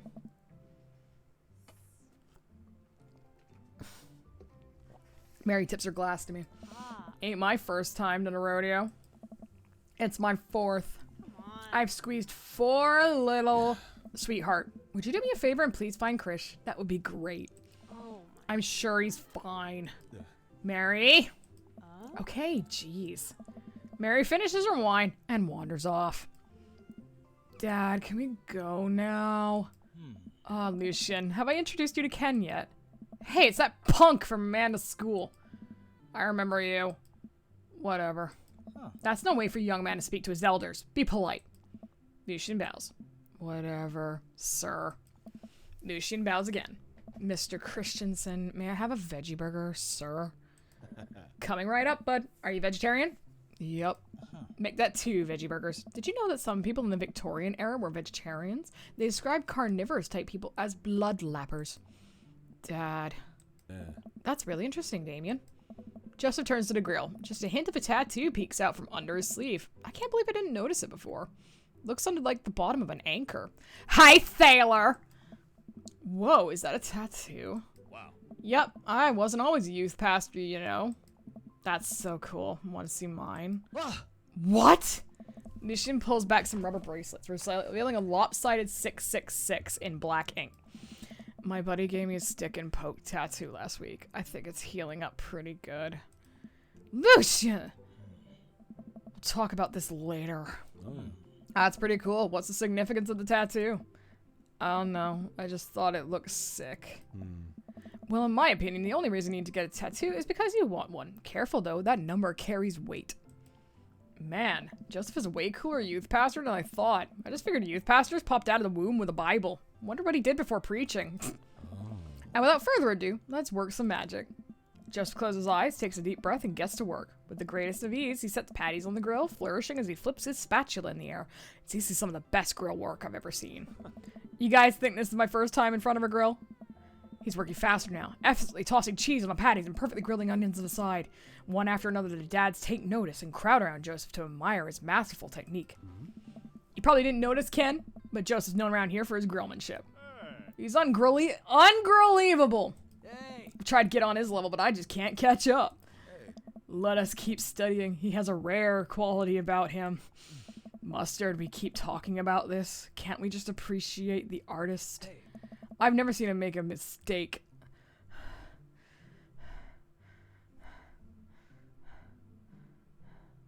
Oh. Okay, we need to stop. It's getting too cheesy. I'm gonna hit myself several times. Ah! Get Fitz! Hi! Get Fitz back up! Oh no, did something happen? Hi, my dude! It's good to see you. We're playing a game where we date dads. And I'm gonna hit myself right now. That felt good. Ow. I had to hit myself. There were too many dad puns. All the children at the party blew the glorious display of puns in unison. Nice. Alright, guys, the food's ready. Please form an orderly barbecue. Amanda groans. We all grab our food and hang out, enjoying perfectly cooked cheeseburgers. Yeah. Man, it's so wild how all of us dads live in the same cul-de-sac. Oh. Kind of nice, isn't it? It feels like there's a real community here. Totally helps when you're just a single dad trying to raise a kid. Oh. We're happy to have you here, man. I think you're gonna like this neighborhood a lot. It's literally neighborhood to single dad. Oh. Plus, Amanda seems to be getting along with all the kids. If she decides to get into babysitting game, she'll really make a killing. Hey, why don't you add us all on Dad Book? That's right! Dad Book. Yeah, it's a great social network for dads to keep in touch with each other. We're all on it, so if you ever need to reach out to anyone, that's the simplest way to do it. Sorry, I'm just an old-fashioned dad. Social media goes over my head sometimes. Don't worry, Pops, I'll help you figure it out. The rest of the barbecue goes smoothly. We all trade stories and drink beer as our kids play on the lawn. Amanda breaks up a fight between Carmencita and those weird twins. I think they wanted her soul. Successfully completed Chapter 1. Amanda and I walk back to our place as the sun sets over the neighborhood. Pretty fun party, don't you think? I mean, I got a burger in me. It feels like it was a networking event. Wish I could have been playing Paranormal Road Churd Ruckers. Fuck, I can't even speak. Sweetie, if I can impart any sort of wisdom upon you right now, and not that this is a bad situation, but if you're ever in an uncomfortable situation, always look for the silver lining. The silver linings get you through to the other side. We ate rockin' burgers today, and it was good. Amen. Well, hey, at least you met some other cool dads. You should hit them up on Dad Book. Maybe I will, if I ever figure out how social media works. I have a good feeling about this place. Me too, Dad. Amanda and I arrive home with the remnants of our veggie plate. Seems like no one was really into the cauliflower. Is there ever anyone who's into the cauliflower? Any big plans for the evening? Actually, yeah, I'm going out with some friends. Oh. Is that okay? Of course, just keep me posted and be home before midnight. You got it. And be careful. I will. Make good choices. Of course. And call me if you need anything. Dad, you're not going to do the thing where you wait silently for her to come home in the living room with all the lights off, are you? What? No, I've never done that, and I will never do that. Okay, do you have plans for tonight? My plans are kind of eat ice cream, watch TV with Amanda, but I'll find something to do. I'm gonna work on some stuff, see how long I can sleep for, or throw a party. I'll work on some stuff. You know, dad stuff. I'm just relaxing tonight. Have fun, okay? Great. See you later. I watch Amanda drive off into the night. I really do hope she has fun. I plop down in front of the TV and turn on some Wine and Dine Mastermind with celebrity chef Gavin Chapman. Looks like Gavin's making a roasted rack of lamb with rosemary mashed potatoes. Oh, that sounds good. I'd love to be able to cook like that. Although I think if I was actually good at cooking, I'd use my powers for evil. Like just making baked Alaskas all day instead of any food of real nutritional substance. Man, Gavin Chapman just caught that thing on fire, but he meant to do it. What a professional. I lose track of time as I blaze through several episodes of Wine and Dine Mastermind, and also one episode of some cooking show called Meat Hell. I'm not even sure what that one was about. It was just a lot of yelling.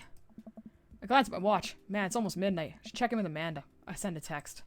Hey, kiddo, you good? I wander into the kitchen as I wait for a reply. Amanda's phone is almost always in her hand, so she'll respond soon. Unless she's driving home now, in which case I hope she doesn't respond soon, because I definitely taught her better than text and drive. I reach into the freezer and grab an ice cream sandwich. It's a little late for this, but I think I earned it after a long day of socializing. Check my watch again. And then my phone. Nothing yet. Okay, see, now I'm worried. Do I call her? Do I call the cops? No. It's too soon for that. I'll just send her a gentle reminder text. What's up? Half an hour passes. I'm really worried. The episode of Gavin Chapman's Meat Hell are not only not assuaging my anxiety, but possibly exacerbating it with all the yelling. So I keep pacing around the house, waiting for her to come back. Why didn't I find out where she was going? Who is she even with? Why don't I know any of her friends' phone numbers? I don't even know any of her friends' full names. Who is Emma P? I decided to send her another text. Amanda, please text me and let me know you're okay. I can't help but think of all the awful things that could have happened to her. God damn, it really is me? I just suffer from anxiety. Geese. Oh, thank God, it's her. Matt opens the door and shuffles in. Finally she's back home. I'm glad she's okay. What's up? Sweetie, thank God you're safe. Yep. But now that I know she's okay, I'm really mad. Why didn't you answer my texts? Amanda pulls her phone out of her pocket. Oh, whoops. Guess I didn't see those. She starts to walk to her room. Amanda Ann!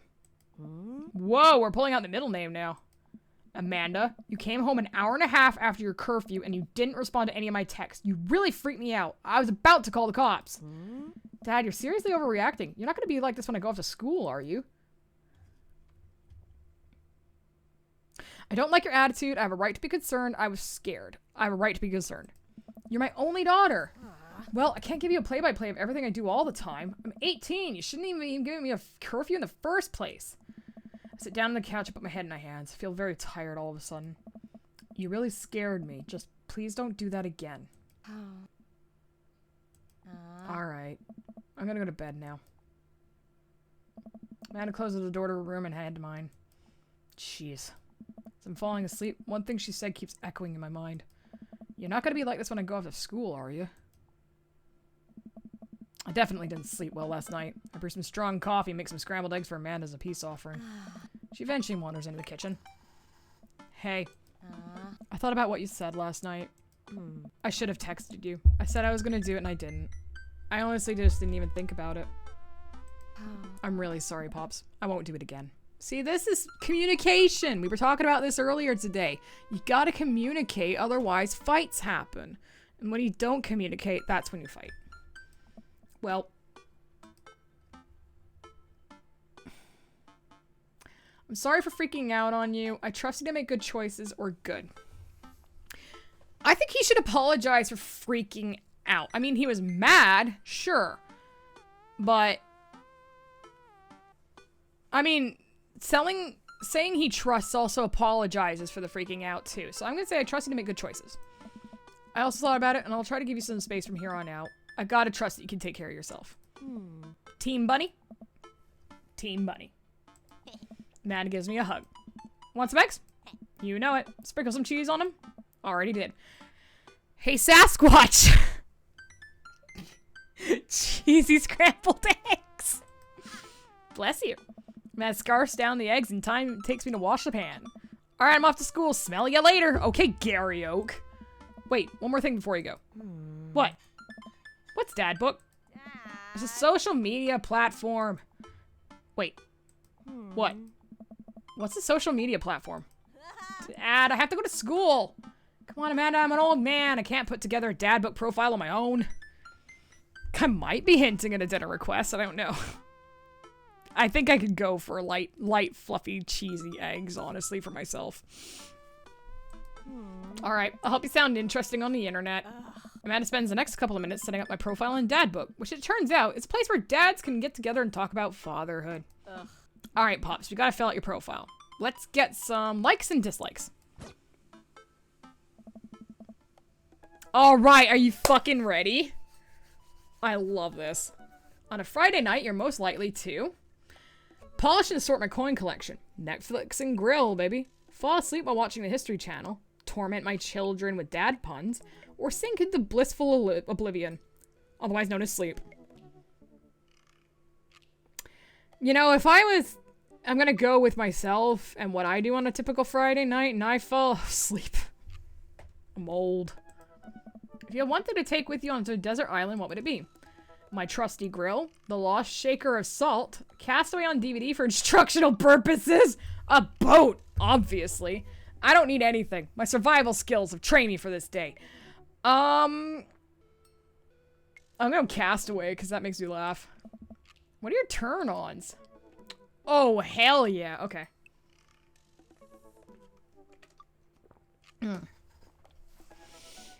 Strong dad arms. Tennis shoes with long white socks. Fuck no. A well-manicured lawn. Don't care about that. Street smarts. Yeah, it's pretty handy. Top-tier grillmanship. Abso-fucking-lutely. If you are good with a grill, I will just stare at you. Or comfortable with crying. Strong dad arms. What'd you want to be when you grew up? Technical writer for manuals and instructions. No, that's what I fucking do now. A salty boat captain. A pro skater who is also an astronaut. A good father or the president of space. Ooh, man. What did I want to be when I grew up? It depends on what age you're asking me, because, like, at some point I did want to be the president of space, but I also wanted to be an astronaut and a race car driver. A salty boat captain is pretty much what I want to be now. I'll go with pro skater. Do I want to go with pro skater is also an astronaut? Because that sounds too... Yeah, sure. What the hell? What's your favorite movie genre? Holy shit. War documentaries, Sean Connery's entire filmography, anything on Laserdisc, romantic comedies, whatever makes me cry, or old comedies that haven't aged well. Yeah. What's your ideal date? Napping together, doing a 1,000-piece puzzle together, eating a healthy dinner at 4 p.m., trying to geocache but getting hopelessly lost, arson, or being emotionally vulnerable.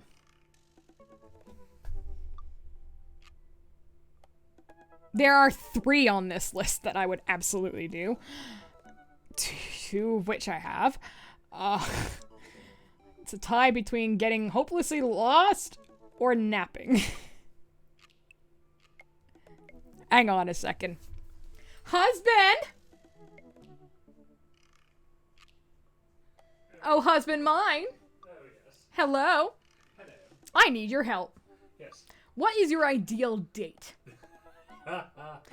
Is it napping together, doing a 1,000-piece puzzle, eating a healthy dinner at 4 p.m., trying to geocache but getting hopelessly lost, arson, or being emotionally vulnerable? A number of these sound very familiar. Right? Yes. So I need your help. What's your ideal date? Ooh.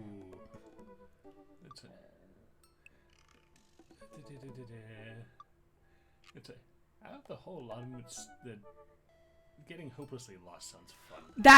That's exactly. I'm so glad we're married. That's exactly what I was thinking. Thank you. Oh, best husband ever. What do you never leave home without? A sensible cardigan, my sick vape, my book of word jumbles and a pen, a cool knife, my cripplingly low self-esteem. Or I frequently forget my phone, keys, and wallet at home sometimes. Jesus Christ. I don't carry a knife. I don't carry word jumbles. I don't vape. I don't have a cardigan. And I'm really good at remembering my stuff, so my cripplingly low self-esteem. I spend a lot of time thinking about conspiracy theories, how proud I am of my child, potential ends of the world, if I'll ever be able to love myself as much as I love my grill, when I can next get a cup of coffee, oh, and lawnmower modifications.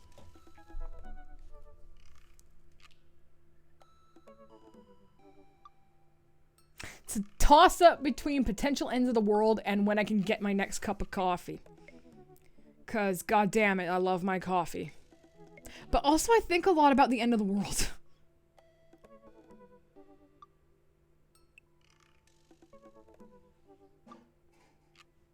When I can get my next cup of coffee. Profile complete. See, that wasn't so bad. Yeah, that was actually kind of fun. I could totally spend all day on here just looking at people's profiles. You should message one of them, or more than one of them. All of these dads seem pretty interesting. Okay, I promise I'll make some friends. Amanda gives me a hug. Go get him, Dad. Welcome. You've got dads. I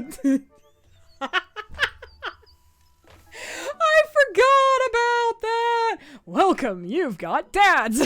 Jesus Christ. Okay. My daughter is on here. Hi, Ken. It's me, your dear old friend from way back in the day. Dad Manda. I'm delighted to see you sign up for Dad Book. They recently assigned a new messaging service. You may find yourself receiving messages from other dads like myself. Take care not to miss them. Man, is that you? What are you doing on Dad Book? Why can I never? We know each other since business school. How could you possibly confuse me for your amazing and talented needs to buy things for daughter? Though I am, of course, flattered. You should buy Amanda more things. Amanda, you know I didn't go to business school. I barely even managed to get my degree. Wait. No. Wow. I didn't say that. You never heard that? This is gold. I was a great student, I swear. I graduated at the top of my class because I worked hard and ate all my vegetables. Totally holding on to this for later. Wait, do you even remember what I majored in? I declined comment. Cool. Fucking hell, that's funny. We were gonna go for Brian. Hey, I'm Brian. I spend most of my days hanging out with my awesome daughter and thinking of new ways to grill things. If you like fishing, we get along. On Friday night, you're most likely to see how slowly I could cook a piece of brisket. If you have one thing to take, it'd be my fishing pole. What do you turn on? Keen understanding of steak cuts. What do you want to be when you grow up? Fireman. Hell yeah. Alright, what about Craig? Dad of 3, business entrepreneur, and fitness enthusiast. Juggling work, family, and fitness is a tough gig, but someone's got to do it. A Friday night, be getting one last cardio in. Boxed energy bars, a sub 6-minute mile, beer pong, world champ, favorite movie genre. Oh, I forgot about the rest. Favorite movie genre, buddy cop movies. Ideal date, scaling a huge dangerous mountain. What do you need to leave home without? An extra tube of energy gel. I spent a lot of time about my mile time used to be so good. What happened to my peaks? Nice. What was Brian's? What's your favorite movie genre? Romantic comedies. What's your ideal date? Deck building. Why do you never leave home without? My portable fishing pole. I spend a lot of time thinking about how my daughter is smarter than I am. I like that. How about Matt? Music enthusiast, coffee drinker. You find me most days selling bean juice. Friday night, perfecting my cold brew setup. One thing to take with you on a desert island, fine tunes. What are your turn-ons? Multi-instrumentalism. Ooh, nice.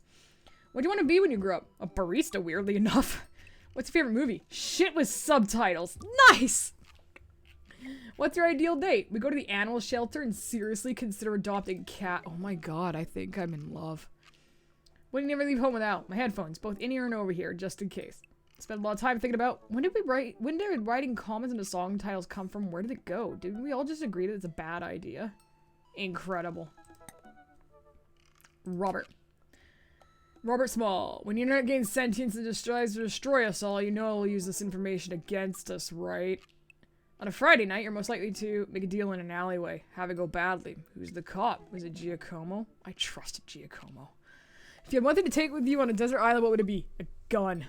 What are your turn-ons? Don't talk to me. What do you want to be when you grow up? Grifter. What's your favorite movie genre? Italian neorealism. What's your ideal date? Grave robbing. What do you never leave home without? At least 4 knives. I spent a lot of time thinking about, you ever really look into a rabid animal's eyes? This guy's fucking crazy. I love him. Damien. Oh my god. How do you do? I finally decided to join this information superhighway. I'm not entirely sure how this works, but I will try to understand. I love long strolls through graveyards and spending time with my son. If you would ever like to chat about the latest in Victorian fashion, the inevitably your own demise, or black cats, please send me a letter. Friday night, most likely to listen to True Crime podcast by taxidermy my newest specimens. Oh my god, it's Tick. If you had one thing to take with you on a desert island, what would it be? A coffin. What are your turn-ons? Pronouncing bosom correctly. What do you want to be when you grow up? A bat. What's your favorite movie genre? Foreign art house horror. What's your ideal date? It's night. We're in an industrial dark wave club in Berlin. The music drums to the beat of our hearts. What do you never leave home without? An upside down cross. I spend a lot of time thinking about mortality salience. Okay. Middle school teacher, high school teacher, writer scholarly articles on 18th century literature for various esteemed publications. If you're on here to tell me my son put a cherry bomb in your trash, I know and I'm sorry. A Friday night, he's most likely to be brewing some strong tea and painting my miniatures. If you had one thing to take with you on a desert island, what would it be? A Remembrance of Things Past by Marcel Proust. Jesus. What are your turn-ons? Muscles. What do you want to be when you grow up? A movie star. What's your favorite movie genre? Documents on art history. Documentaries on art history. What's your ideal date? Each of us read a different book on opposite sides of the couch in comfortable silence. What do you never leave home without? My glasses. Actually, I forget them at home a lot. I spend a lot of time thinking about. I worry that people who are against e-readers are more in love with the idea of books than actually reading them. Profound, and I actually quite agree. Voted Mabel Bay's #1 youth minister for 5 years running. Living in my hometown with my beautiful wife and our 4 amazing kids. If I'm not in church, you can catch me out in the open water, setting sail on the seas of adventure. I love playing guitar and crushing my kids at Candyland. On a Friday night, you're most likely to lead the community in a fun mixer. If you had one thing to take with you on a desert island, it'd be your 6-string. What are your turn-ons? My loving wife. Bullshit, bullshit, bullshit. What do you want to be when you grow up? A ship captain. What's your favorite movie genre? Feel-good movies. What's your ideal date? Lovely night in the town with my wife. What do you ever leave home without? The Good Book. I spend a lot of time thinking about how I can be a better man, husband, and father. Gay! No. Alright, Brian, Matt, or Robert, actually, are who I'm leaning towards. And I wanted to go with Brian. I'm kind of digging Matt. But Brian knows how to work a grill. We're going Brian.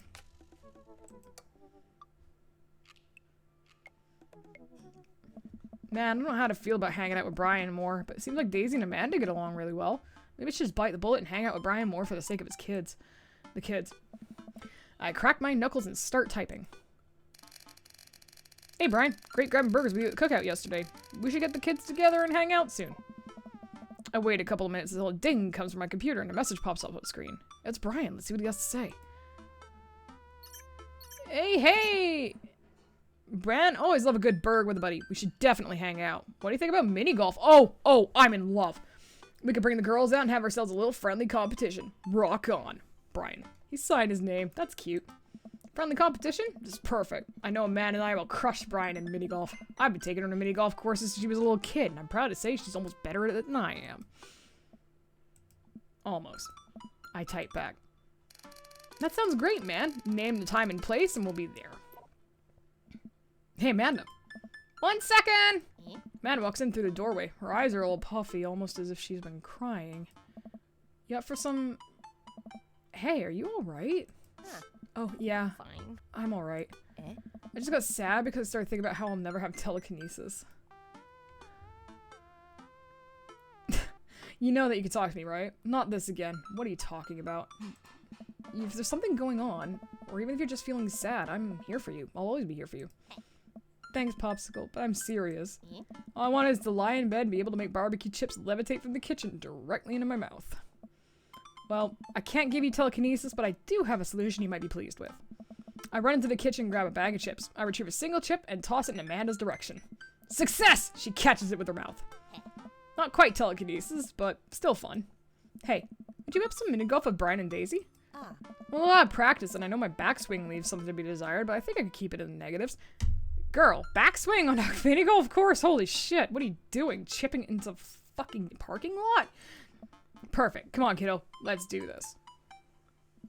You ready for the— Look at his dumb drawing! I love it! It's so out of whack with the rest of the game. It's a terrible mini golf drawing. I love it! Yeah. Our medium as ready as I'll ever be. Why are you talking like that? Because this mini golf course is pirate themed. I just now realized we are indeed standing on top of a giant pirate ship in the middle of a putt-putt course. Oh. Come on, pirate dad. Won't you talk like a pirate me? Ahoy. Scurvy?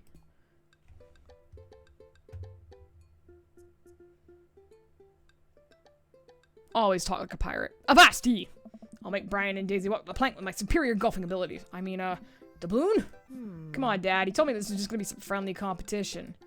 Friendly competition is dad code for actual competition. I need to prepare my body, mind, and soul to defeat Brian on the field of glorious battle. It's just mini golf. Just mini golf. It's so much more than that.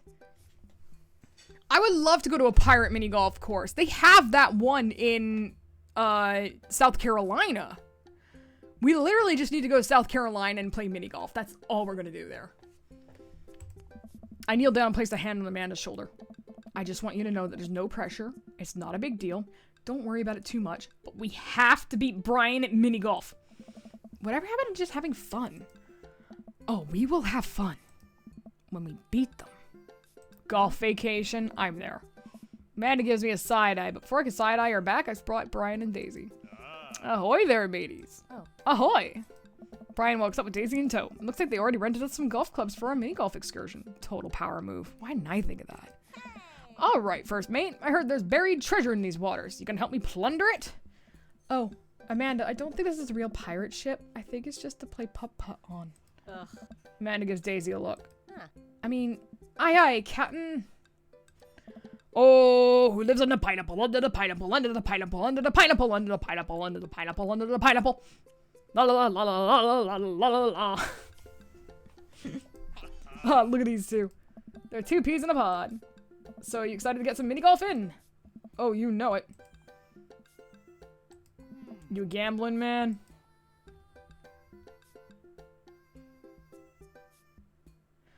I know when to hold 'em. Depends on what's on the table. Do I get you if I win? 2 forward. And I know when to hold 'em is a good one. Yep, got the fucking eggplants again. I know when to fold 'em. I know when to, shoot, that's pretty much all I know how to. How about the loser buys drinks tonight? Alright, but how about we make it a bit more interesting? I'm listening. The loser has to mow the winner's lawn this weekend. Well, my yard's pretty big. You better take that on.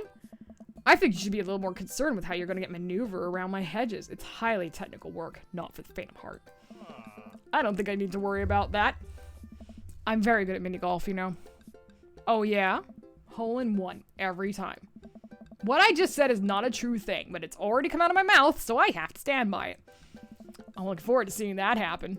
Brian and I eye each other up and down. May the best dad win. Brian and I shake eyes, and lock hands. Yard work based flirting, hell yeah. It's about to go down. On him. Right, I forgot this was an actual fucking minigame.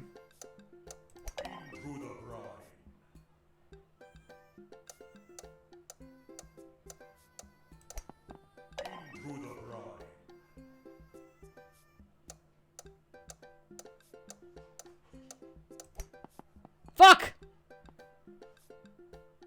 You've lost your ball. You lost your ball!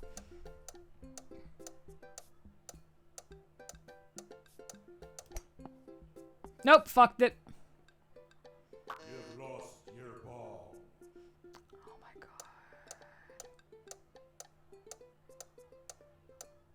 god. Yes! Oh my god, I forgot about these stupid fucking minigames. Oh no! Dead men sink no huts.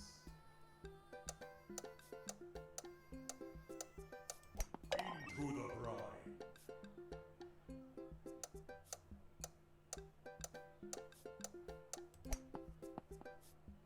Yeah! Oh, in a hole full of balls.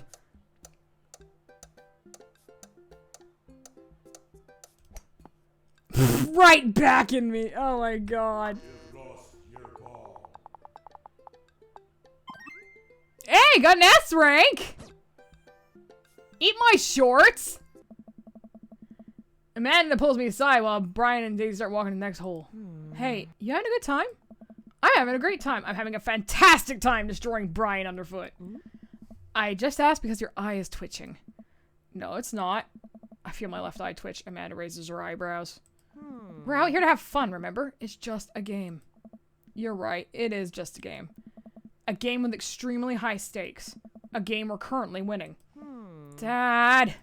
Please, Amanda, please nail this next hole for me. We need to keep the streak going. If it's really that important to you, sure.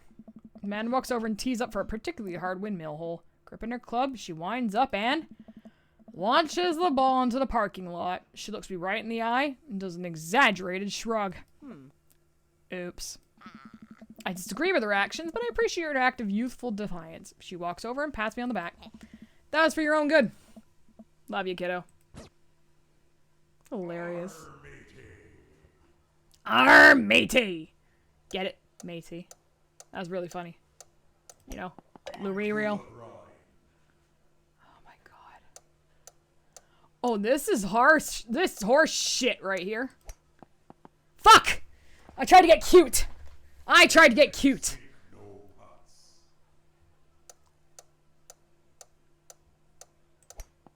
Nice! Oh, what the fuck? Okay. Nice! Okay.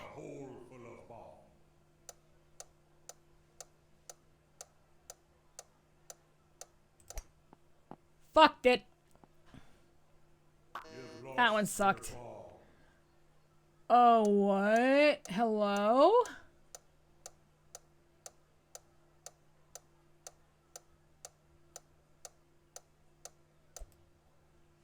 Oh. I only got so many turns.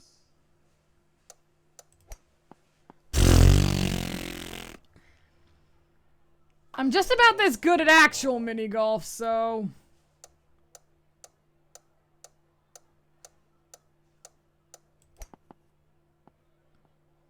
That's horse shit.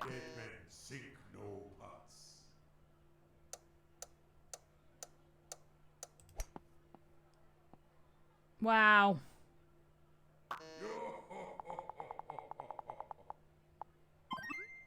Why did I get an S rank? Shut the fuck up.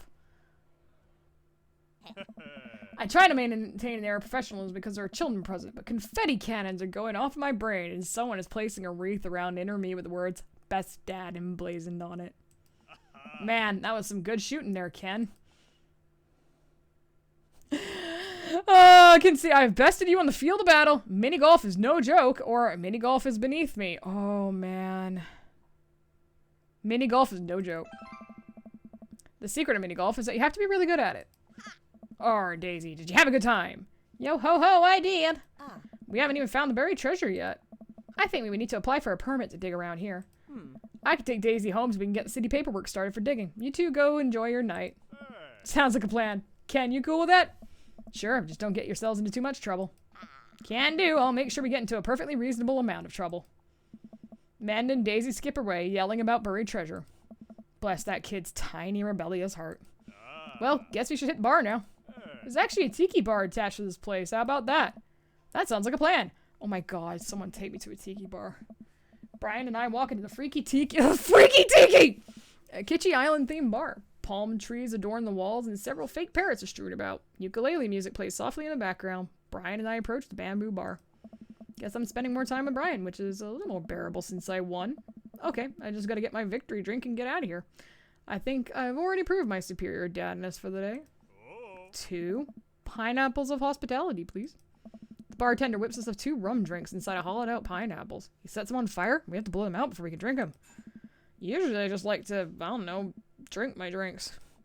If you don't want yours, I'll take it. And miss out on the taste of victory? I don't think so. I take a sip of my pineapple of hospitality. Victory tastes fruity. Jesus. Let's talk about lawn maintenance. I'm very particular. No electric mowers for me. I hand cut everything with scissors. I also only water the lawn with bottled sprinkling water. I just ran out, so you're gonna have to import some. Italian is preferred, but I'll settle for Icelandic if that's all you have. It's sweet that you're willing to put all that work into taking care of your dead grass. What? My grass is perfectly healthy. It's okay, buddy. I know just the trick to perk it back up. I'll work my magic when I'm finished trimming your glass with the tiniest pair of scissors I own. Man, even when he's trying to be helpful, I feel personally attacked. While I sip more of my drink, I notice a TV in the corner. Hey, Extreme Makeover Deck Edition is on. I love this show. Always makes me want to own a deck. Oh, I hate this show. Why? It's so clearly fake. Well, yeah, it's reality TV. Who cares? I care. I'm a general contractor. I work with decks all the time. There's no way they can renovate those decks in a matter of 2 days. It's impossible. That's a 3-week job minimum. Do you want them to cover those 3 weeks extensively in every episode? Can't be that interesting to watch a bunch of dudes slave over a deck for that long. Nobody would watch it. I don't like any of those home improvement shows. I want to watch stuff that's real. Like Long Haul, Paranormal, Ice Road, Ghost Truckers. I have terrible news for you, Ken. No. No. Not them too! That's the awful truth. Not the ghosts, though. Those are real. Trucks just don't have emergency escape buttons. I've been lied to for so long. We both chuckle and sip on our pineapples. So, wait. You're a general contractor. Sure am. I actually helped plan the cul-de-sac we live in. Wow, nice work. Yeah, I kind of took after the footsteps of my old man. He was a general contractor, too. The best. He practically built half the town with his bare hands. It's weird how you spend your whole life trying to not become your father, then you wake up one day and there you are. Oof. But I get to work with my hands and it pays more than enough to take care of my daughter, so it's an absolute dream job. For me, at least. Well, that's impressive. Building and stuff has always been my weak point as a dad, and I've been okay with that. Until now. Now I must defeat him. I do have that patio furniture I haven't put together still sitting in the garage. Okay, maybe I should cool it with dad competition. Gotta keep it light. And I'll tell you what, can I save here? Yeah. Because it's actually the time I usually end my streams, so I guess we're gonna have to do a part 2. Sounds good to me. Yeah, let's do a part 2. Alright. Well, hey, thanks for sticking around, guys. I really appreciate it. This has been wild. It's been absolutely entertaining. I forgot how funny this game is. It's so funny. God, I can't wait to get more into it. But yeah, I'll have to pick a day for a follow-up. If I'm not doing anything this Saturday, I might be able to. Dad farting part 2. Oh yeah. But I have recorded it for the VOD. And so you will be seeing that at some time in the future. Later.